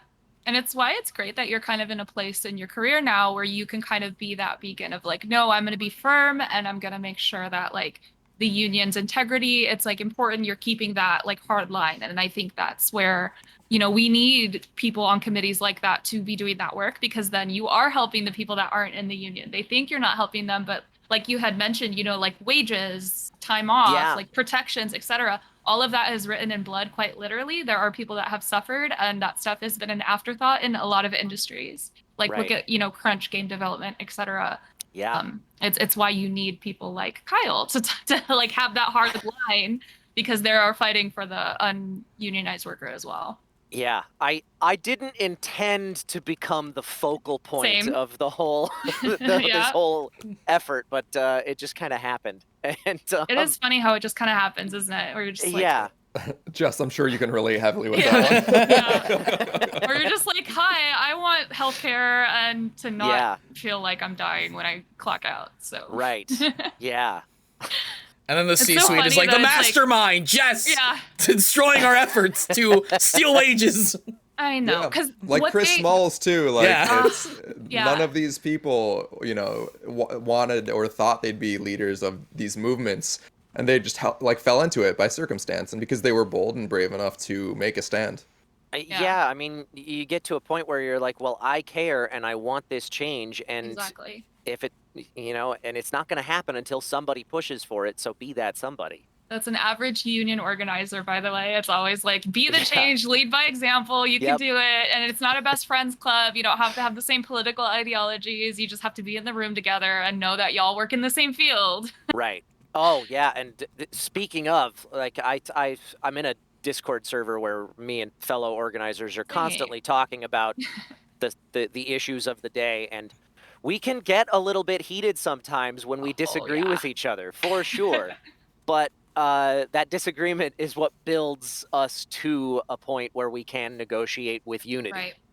Yeah, and being able to have like hard conversations and like still being able to collectively bargain and collaborate while people are on totally different like walks of life is very valuable. Like in your workplace, democracy should always be like the way you want to do your workplace. But especially with these major corporations like Activision Blizzard, Crunchyroll, et cetera, where they're just more necessarily looking at return for shareholders or like the line going up, right? That's where they care. And then it's like then you have actors or like developers, people that actually work on the product. It's like, hi, I need to know that my voice isn't going to give out in the middle of this, or like I need to know that like I have healthcare if I'm staring at screens all day, et cetera, et cetera. Right. And then they're like, nope, we don't want to even entertain that thought. Now, we kind of we asked this before you came on the show, but I'm genuinely curious. Do you think it was more of like a political, like, no, we don't want to negotiate with the union at all? Or was it just like a timing or just... I mean, I can only speculate as to why they didn't want to meet my terms, because they didn't give me a reason. They just wanted said, a meeting. Real quick, can you restate that for our audience, for people that haven't seen the video, and because I know we kind of just did it off the cuff. Sure. So I was asked to reprise my role as Mob in Mob Psycho 100 Season 3, and at first I said I only work union. I'll only do it if it's on a union contract.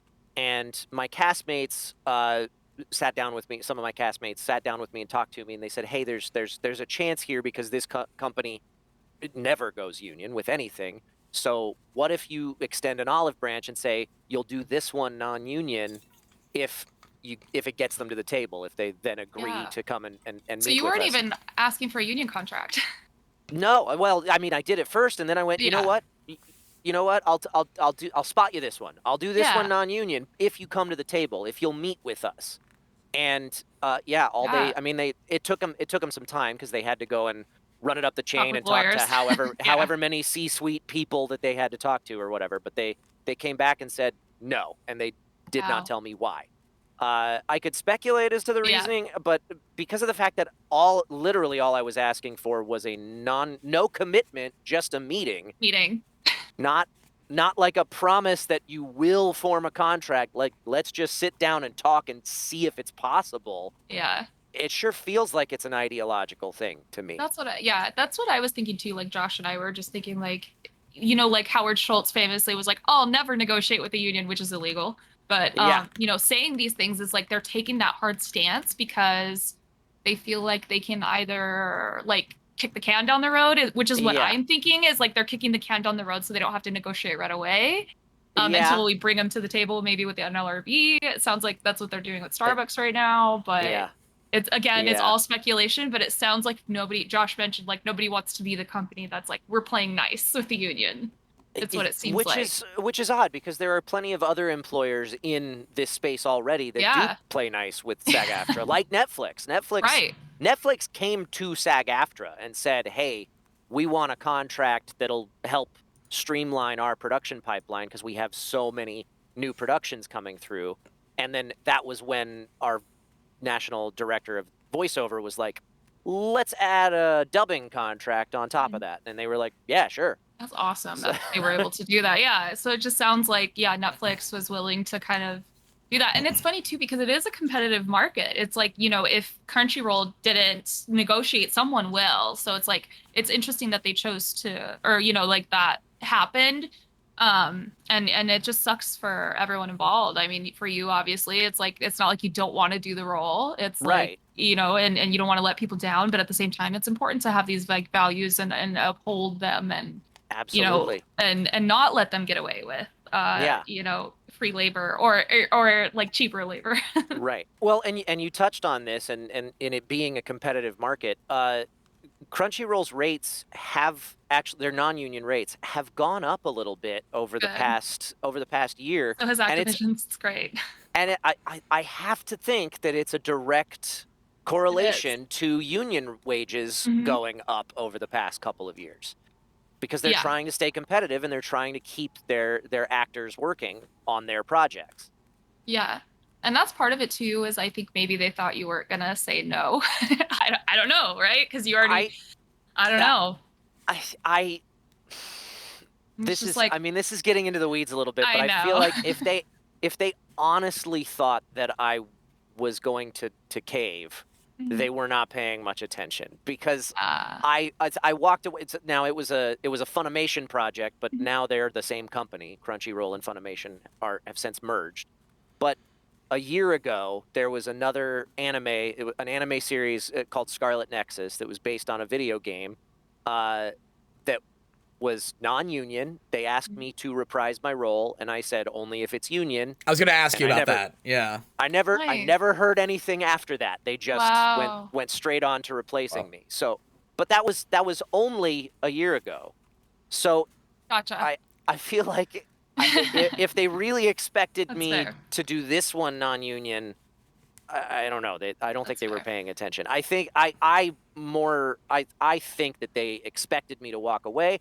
I don't know if they expected me to go quite so public with everything. It's good that you did. And I think it's awesome. Yeah, I'd be surprised if they expected the kind of response that me going public has gotten too. So it seems a weird business decision, not just because of the bad publicity, but also to just cut off yourself off from not and also for the fans, but also to cut yourself off from such a significant segment of the voice acting community, right? There are so many actors who are SAG-AFTRA represented, and that's such a talent pool that you're just no access to that anymore. Like Netflix made a smart decision by negotiating in good faith because I mean it goes to show with the animated products on Netflix, some of the best voice acting talent can be found on those products. Yeah. And that's not to say that that talent doesn't exist Right. within the non-SAG-AFTRA represented pool. Exactly. But it's still a very significant and very talented pool to choose Yeah. from, and to just cut yourself off from that completely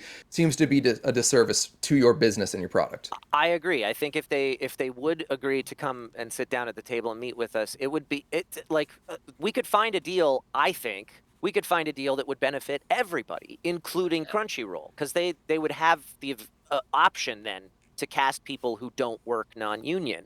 They would have the option to get big name celebrities to work on their big properties if they wanted to. Giancarlo just did Netflix Edge Runners just came out. Yeah. And I know that this is a thing that comes up in Crunchyroll meetings with their Japanese clients saying, hey, we want to get, XY big name celebrity who's a big anime fan on this particular project. And then they can't do it because it's not on a union contract. So I feel like it would be really beneficial for them as well. Yeah. And this is something the video game industry delved into some time ago as they started to pull more and more from big name talent to voice act and represent the characters in their video games. Mm-hmm. Yeah, you got to work with the unions. It's just kicking the can down the road. You're gonna pay for it at any rate. But Kyle, as someone who's had a nice stint now with an overhead view on the dubbing committee in SAG-AFTRA now, do you feel like these decisions are more they've been building for like a long time in terms of like the dubbing side of things when it comes to Crunchyroll or something like that? Or do you think this is more about the, pseudo monopoly circumstances that now exist because of the merger? I think it's a perfect storm. Because dubbing was kind of neglected by SAG-AFTRA or SAG and AFTRA for many, many years. There was a dubbing contract available through SAG, but it was left kind of just with, collecting cobwebs over in the corner. Very, very few productions were done using that contract for a long, long time. When we started organizing, it was maybe a year or two before that Netflix agreement came into being.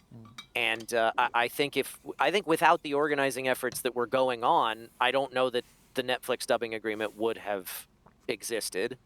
The fact that it did definitely gave us a lot of life.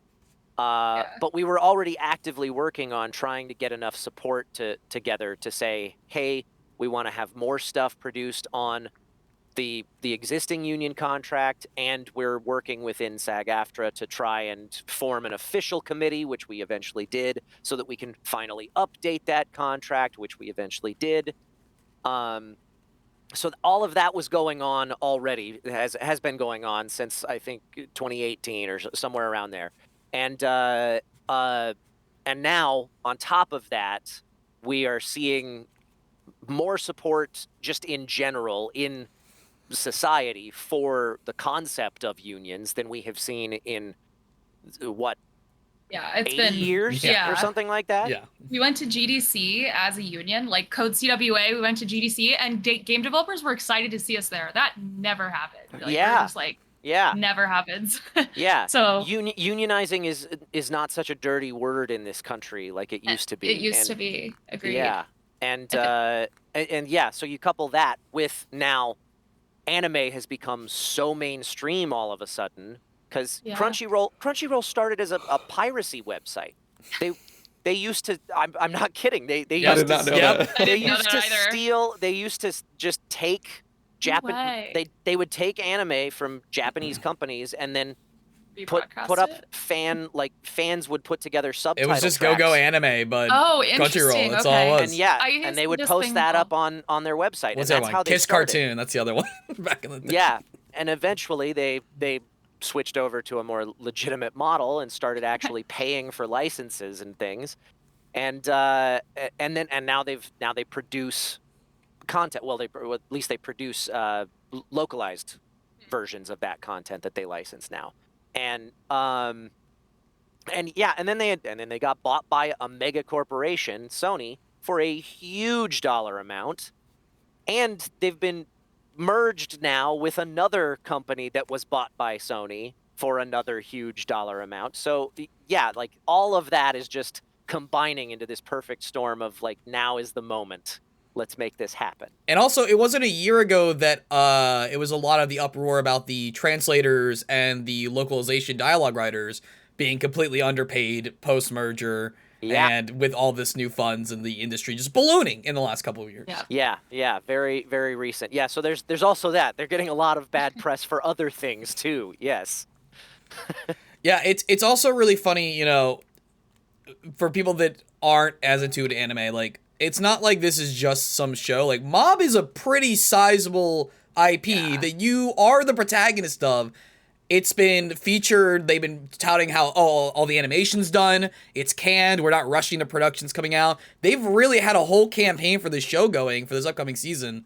And it just obviously, you know, a huge section of your audience, they don't watch it in English dub. And that's, you know, everyone's prerogative to do. Sure. But it does seem so weird from an optics perspective that they would rake step like this to just let you walk away when your demands were extremely reasonable. Your demands were just have a conversation. That's all it was. Yeah.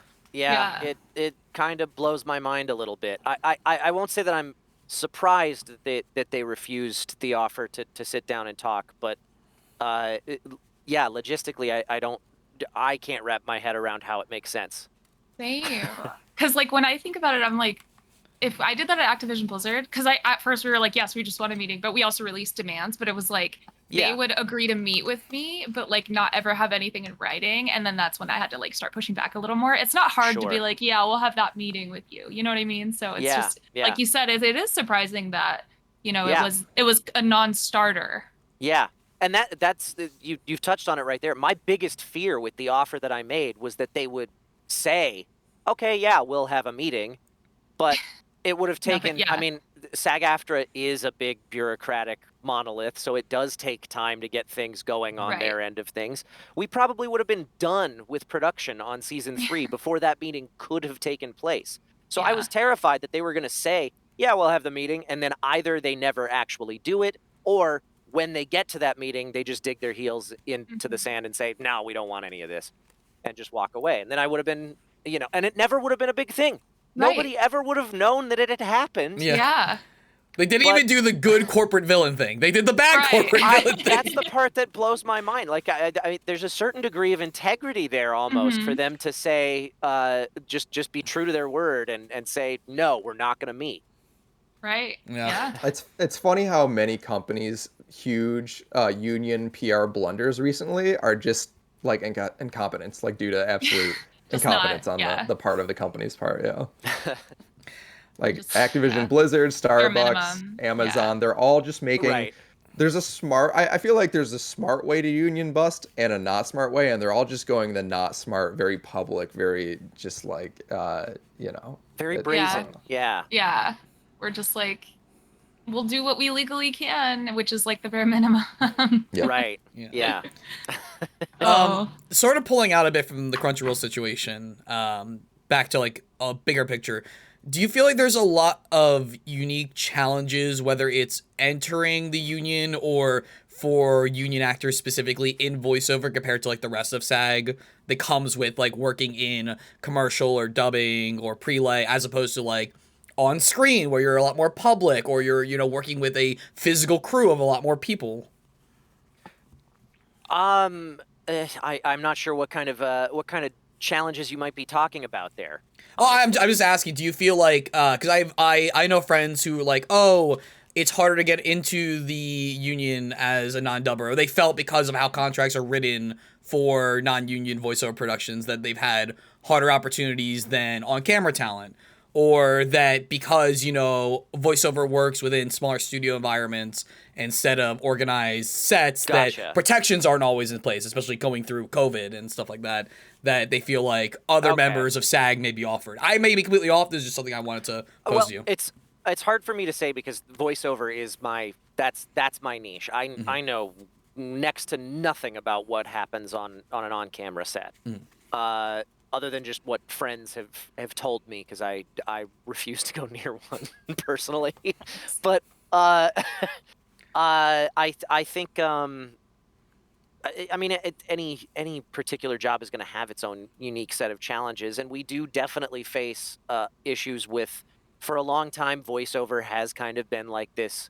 Yeah, it's a thing that we do for the union, but it's not a focal point, and that's largely due to the fact that SAG-AFTRA is understaffed, and they have only so many. There's only so many spoons for anybody to go around. Yeah. So there's a lot of times where things kind of have to take a little bit more time than we would certainly prefer them to take, because it takes time to get that person available to work on the thing. And also the dollar amounts are often not as huge in voiceover as they are in other facets of what SAG-AFTRA covers. So obviously, understandably, attention goes to the places that bring in the money that allow the union to function. We do still, having said that, we are getting far more attention for voiceover specifically than we ever have in the union's history, which is really, really Love great. to Now, see it. It's I awesome. mean, the voiceover department was not a thing Yeah. until I think like 2 years before our dubbing organizing efforts got started. So Amazing. that in itself is less than 10 years old. Like that's Yeah. because it's been since SAG and AFTRA merged, which is also less than 10 years ago. So we're already moving a lot further than we were and a lot faster than we were, which is great. And I think it's probably safe to say, with as more and more streaming services expand their animation departments and expand the number of shows that they're animated on those streaming platforms, probably in a good place going forward as a point of growth. I mean, I'm sure Yes. you're probably happy with Yeah. your career choice in that regard. Well, yeah, I mean, competition is always good for workers for sure, but also for consumers, because then there's more stuff to go. Yeah, it's great. It's corporate mergers that are a problem. Yes. Water But the discovery. Netflix deal alone Ugh. is kind of like amazing for dub. Like I didn't know that they had the dub deal. Actually, that's amazing. I didn't know Yeah, that. there were some members within SAG-AFTRA who weren't super excited about the Netflix deal that came along, because it happened so fast and without any sort of formal member input, at least. Like most of our contracts will have like a vote for ratification and information seminars about here's what we're getting and all of that. And there were some facets of SAG-AFTRA were not real thrilled with that process, particularly stunt performers, unfortunately, which as a result means that the new Netflix agreement that's being updated is getting far more formal member Right. input and stuff, which is good. But it was absolutely groundbreaking for Yeah. dubbing in particular. It was a huge breakthrough for us. Yeah, definitely. Awesome. And that's the thing too about unions is like you don't have to do it perfectly the first time. You can just kind of like be okay to fail and Yeah. know that you're protected at a general stance, and then like add stuff Yeah. into the contract as it goes. Yeah, of course you Yeah. want to get it right the first time. Yeah. But there's going to be growing pains in the early stages for sure. So is there anything you feel like companies aren't coming to the table over that would really benefit actors or benefit the union as a whole, the workforce, that just you feel like aren't normalized yet or are still like hard pressed to get those concessions at the table? I think one of the biggest hurdles that we face, at least specifically in the dubbing organizing space, is this misconception that there's going to be that somebody's going to be on the hook for a lot of money down the line when it comes to residuals and things like that. And that's because some SAG-AFTRA contracts do have residual payment structures in place, but they're designed around products that are making a lot of money for many years, and so that's to make sure that actors are taken care of and they're getting a piece of that pie.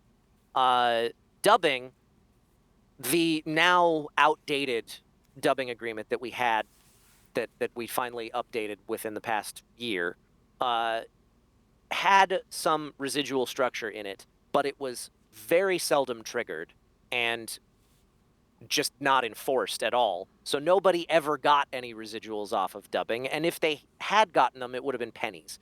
So there's a big misconception that is still like, and our new contract and the Netflix contract replaced all residual structures with a buyout instead. Because we looked at the numbers and we were like, you would have to make like this project would have to be so huge and keep airing for 20 years for you to hit the same amount of money that you're going to make on every project with this buyout. The buyout is a better deal for us.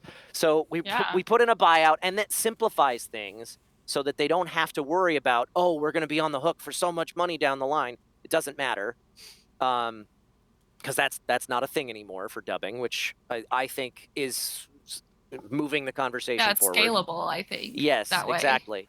And there's also just an issue with working with foreign companies where other countries where unions are not as prominent as they are in the United States. So there's an educational hurdle there where we have to try and help them to understand, what unions are and what they represent. And they're not a big bad boogeyman. They're not. Yeah, the U word is not a bad word. It was funny because when we first started organizing at Blizzard, like people did not want to say the U word, and now they're just like unionize. It's so funny. And it's great. Conversations like this that are super important to have, because it really isn't like, you mentioned the residuals and stuff like that. Those are things that can be taken care of like collectively with your coworkers. Like it doesn't have to be just something you're afraid of. You can actually work with your coworkers to like, what does this look like years later, Right. Yeah. No. Yeah, you start with a baseline agreement that's like, hey, here's a thing that works for everybody involved, the employer and the employees. And then we can revisit it in a couple of years and see if we need to, make some changes. I think people think they're like Bibles or something. And they get so scared of like, I don't know. Yeah. I do have to get going, unfortunately, Kyle. It's my brother's birthday, so I'm gonna peace out while you guys keep the conversation going. But it was a pleasure talking with you. And Mike, I'm gonna leave some questions that I had for Kyle in our team chat for the Q&A. Do you want to drop it in the doc? Because I can easily access that. I'll drop that in the doc. Great. Kyle, have a good one, and keep up the good fight. I appreciate everything you're doing. Great talking to you, Josh. Take care. Take it easy. Oh, and Kyle, or Mike, are you going to switch to the 3 screen? Yeah, I'm all good. You're good to drop. Cool. You're on. All right. There it is. It's like I haven't done this for 27 episodes. It's crazy. I know, right? It's so funny. We always have some kind of production something going on. We're just like, especially when Mike's not here, it's 10 times worse. Oh, you don't want to see the show when I'm not here. We're just like, what are we doing? As someone who does Twitch stream and did a lot of remote like multi-host stuff on Twitch during the pandemic, I feel that pain. And I totally forgot I was going to say it at the end, but I'll bring it up now because you brought it up. Also, host of the Twitch board game show, Board and Barrel. I meant to say that at the top. We got distracted by some of those roles. No, that's totally fine. But you guys should check them out. If any of our mods in the chat could link that as well, that'd be fantastic. Josh is giving me his questions. I love watching the little colored daughter just You're like, Joshua Miller is typing. But go, Jess. To hear the organizing side though, because like I'm organizing on the game development side, so it's interesting to hear the VO side because like with us, it's we are kind of working in a more social environment. We're like all in one bullpen, like working on the same stuff. But it's interesting because we also have that hurdle of education was like the first thing we all had to do was like, what does it mean to union bust? What does it look like when the employer starts doing these things like refusing to meet with you, etc.? It's like they have to know all of these things going in because nobody actually thinks that the employer is going to be bad faith until they are. And then you're like, wait, I heard about this in my, inoculation about what are unions. Right. But it just is so interesting to hear on that side of it too, because I'm like, if you think of game development, we're a little bit younger than film and VO, like you said, y'all are young too, like dubbing and all of that. So it's interesting you're kind of seeing like these younger industries catch up slowly to like films and all of that. Slightly different but related struggles there too, because with game development, like the idea of unionizing is very, very new. And SAG-AFTRA, SAG and AFTRA are unions that have they've been around for forever. Established. So you guys are having to educate from a fresh standpoint, and we're having to educate from a standpoint of like, actually, you may have heard this, that, and the other thing, but actually this is what it really is. There's lots of misconceptions that are based on years and years of history. That I didn't even think about that. Yeah, wow. Yeah, wild. To on the think topic of about. games, is there, because obviously your bread and butter, it seems to be ADR, prelay, and games. Is there Yes. like unique struggles still be faced in the game side of VO that may be different from what you're facing currently with dubbing and Crunchyroll and stuff like that? There, it feels like there's less of a struggle happening in that space because the union density is higher because we've got a collective bargaining agreement in place. We've had, I mean, the big strike that happened was a huge hurdle, but now we're past that. We're into negotiating an update. Yeah, we're into negotiating now an updated contract for the first time since that strike happened right now, and fingers crossed, everything is going to go just fine. What are some of those points you're trying to really get across with that one? Yeah, if you can feel I comfortable. can't. I'm not part of that committee. Oh, okay. So I don't. The bargaining committee has their own. Gotcha. Yeah, it's like I've been. I sat in on a couple of wages and working conditions meetings, is what they're called, where anybody in membership who works on that contract can come in and voice what they're feeling about the current situation and everything.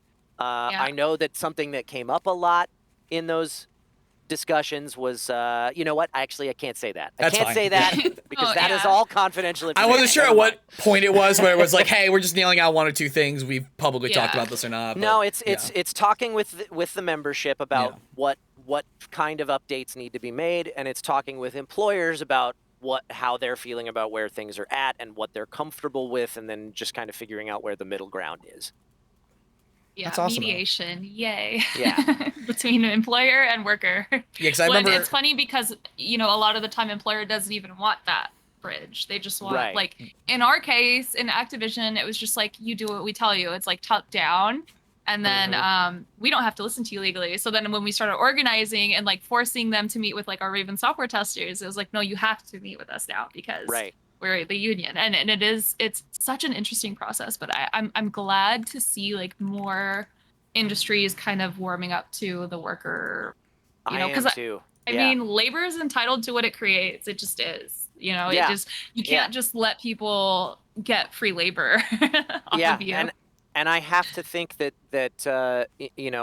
this diminishing middle class that we have in this country, and just how much more money the people at the top are keeping and how much less money the people at the bottom are getting, comes from a lack of organization that's been brewing for the past 80 years. That is fair. Look at it's like that whole like horde of wages that they're sitting on. Well, and there's I've been seeing over the past few days, somebody keeps posting in replies to my tweets like, hey, look at this handy little graph that shows how much money people made compared to union density in America, and it's a direct correlation. Wow. How much money workers get and how prevalent unions are. Direct correlation. True.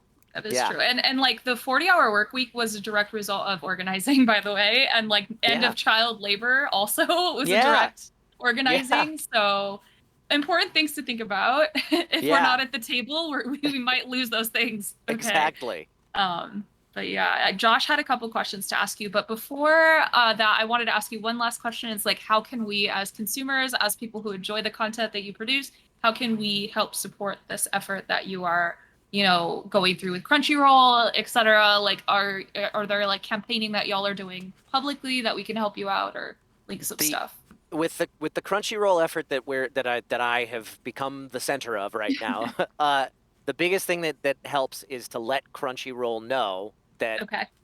Because I was like, I'm not going to resub to Crunchyroll until they meet in good faith. Yeah. Well, and that's. Oh, I think I lost you for a second there. I think it's. Okay. That's her usual thing. Okay. But I was gonna say, like, I've been seeing a lot of people tweeting pictures and videos of them unsubscribing from Crunchyroll and putting in a little message. I'm not asking anybody to do anything specific other than to let them know however you see fit. Let Crunchyroll know that you want them to meet with us. Say the same thing. I'm like, protest any way you want. All values are valuable. Like, all avenues of protest are valuable. If you want to consume the content, that's fine. Just also let them know that you want ethical consumption of the content. Let them know. If you are going to cancel over it, let them know that that's why you're canceling. If you're not going to cancel over it, that's totally cool too, but you still want to see that change made. Let them know, but write them a letter, go to their little contact form. I've been seeing a lot of people screenshotting those as well. Tweet them, tag Crunchyroll, tag Sony Pictures because they own Crunchyroll. I know, it's so funny. I never think about the Sony part of it either. Yeah, I want to ask you about that too. Like, does it feel weird, like, knowing that this company you are in good faith trying to negotiate with is owned by one of the older studios in this industry that has agreements and works with SAG on a regular basis? Yes. It blows my mind that that we can't get them to come to the table. Considering that, I don't know. I don't know what's going on, but yes, it feels very weird. You're not asking for a lot at all, but yeah, just interesting. Okay. And chat also at this point, if anyone has any questions for Kyle, you can send it. We'll start collecting those. Let's go to Josh's questions here. Get a little more casual.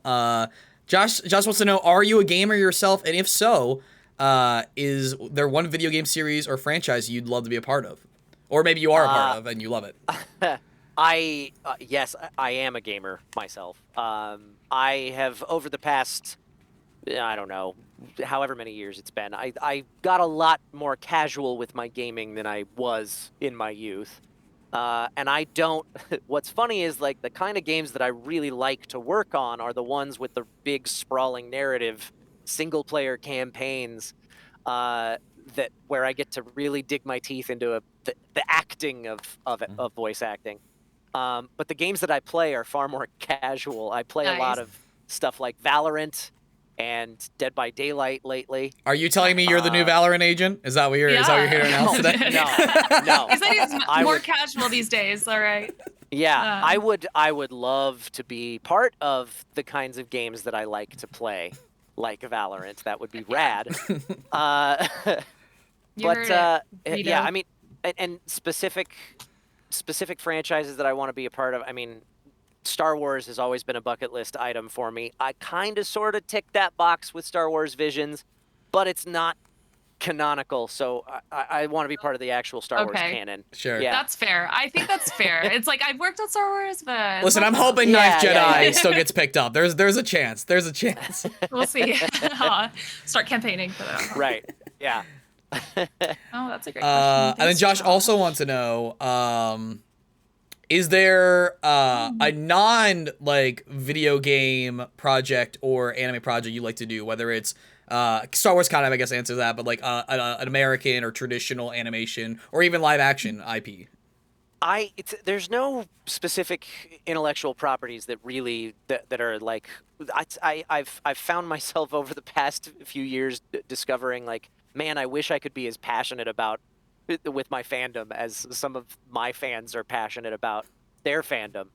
Because I like watching a lot of live action TV, and there's some that I really dig and really get into. Like, I loved Ozark.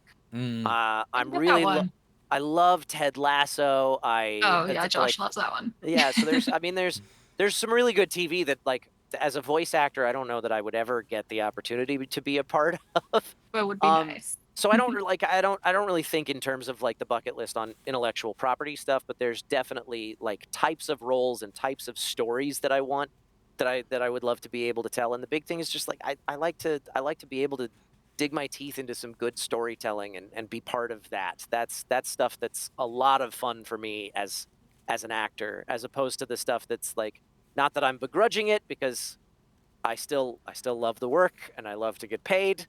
But the stuff that's a little bit more like, okay, this is following the formula of, like, the video game voiceover, where it's just a grab bag of voice lines that come out in this type of particular game.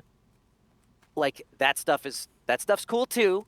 But I really do love getting the opportunity to be a part of the cool storytelling aspect. That's my big bucket list thing, is just doing more of that. I could assume that too, because you're like putting your voice to something, right? So you want like the emotion and like everything in the story like there at the same time, right? Like it comes out more naturally, I'm assuming, if you're like feeling the entire narrative in the story. Yeah, and it's really exciting to get to work on the stuff that's like, oh, now we're performing, now we're telling a story. This is cool. This is fun, especially when And you it's get a it good story. before. Yeah, you get it before Yeah. everyone else too. So you're just like Yeah. excited for when it goes live. You're Yeah, like, yeah. Oh, cool. Yeah, I didn't even think about that. Also means you're like crying before everyone else too, though. Like, why are you crying today, Kyle? Like, oh, NDA, I can't tell you.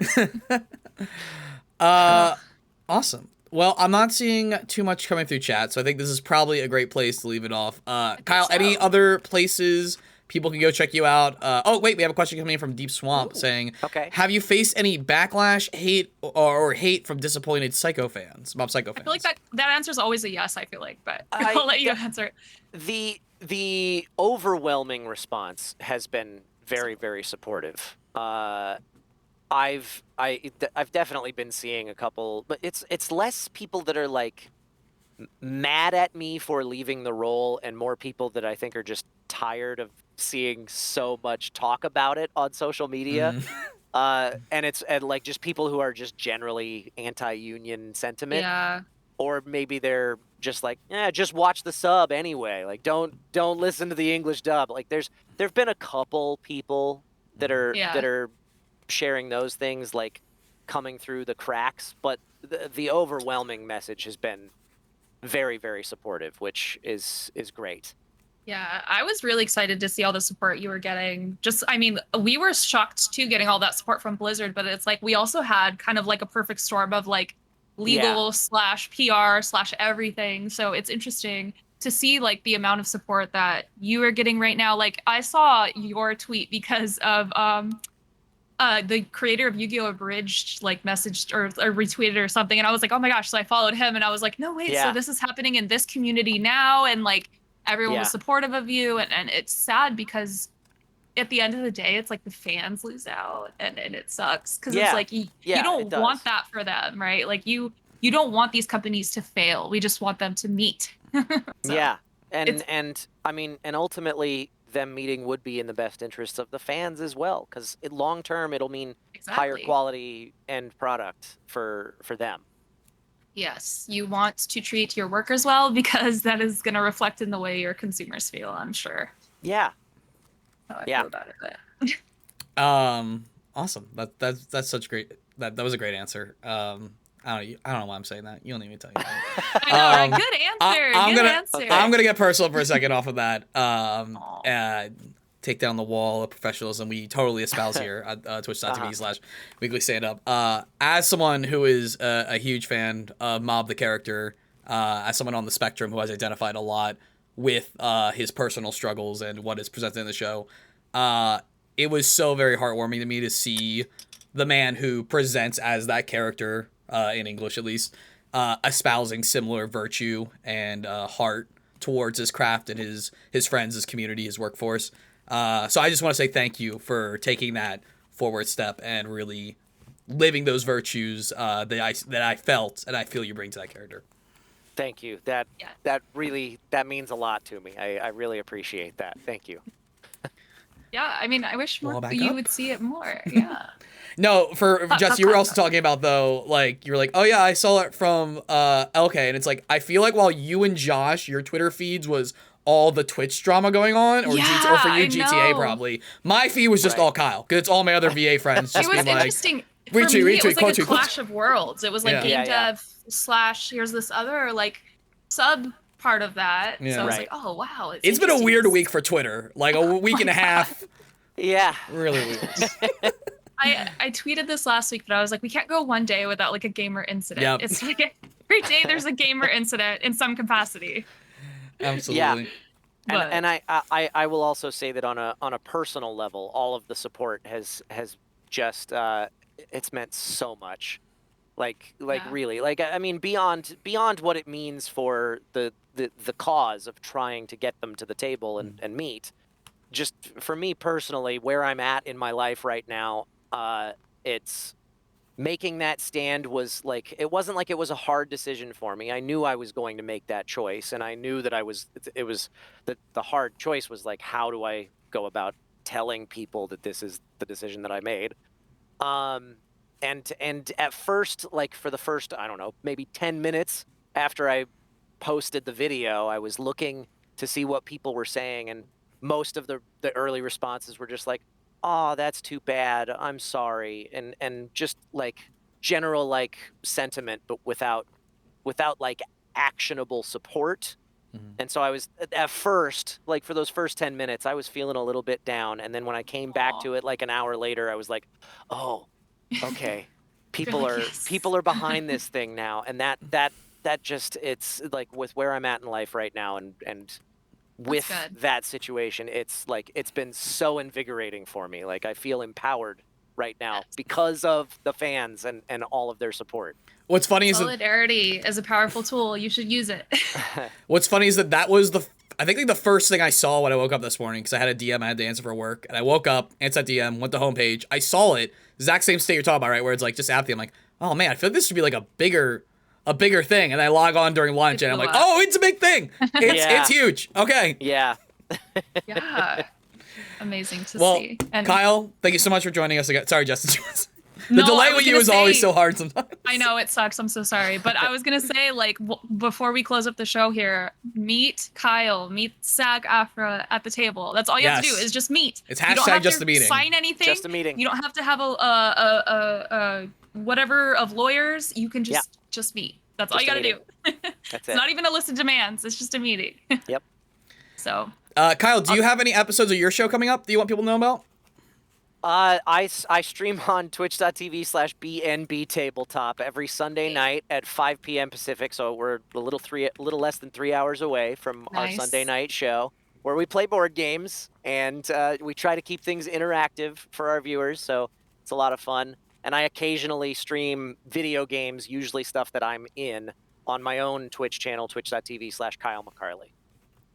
Awesome. Everyone in chat, thank you so much. If you enjoyed this episode, maybe you came over from Kyle, consider hitting a follow. We are live every Sunday. Did Jess freeze? Is Jess gone? Oh, Jess is gone. Okay. Oh. She's so still sometimes that I thought she was just... we are usually live at 1 p.m. PST. Going forward, this is the last of our adjusted schedules due to me having a class I'm taking earlier.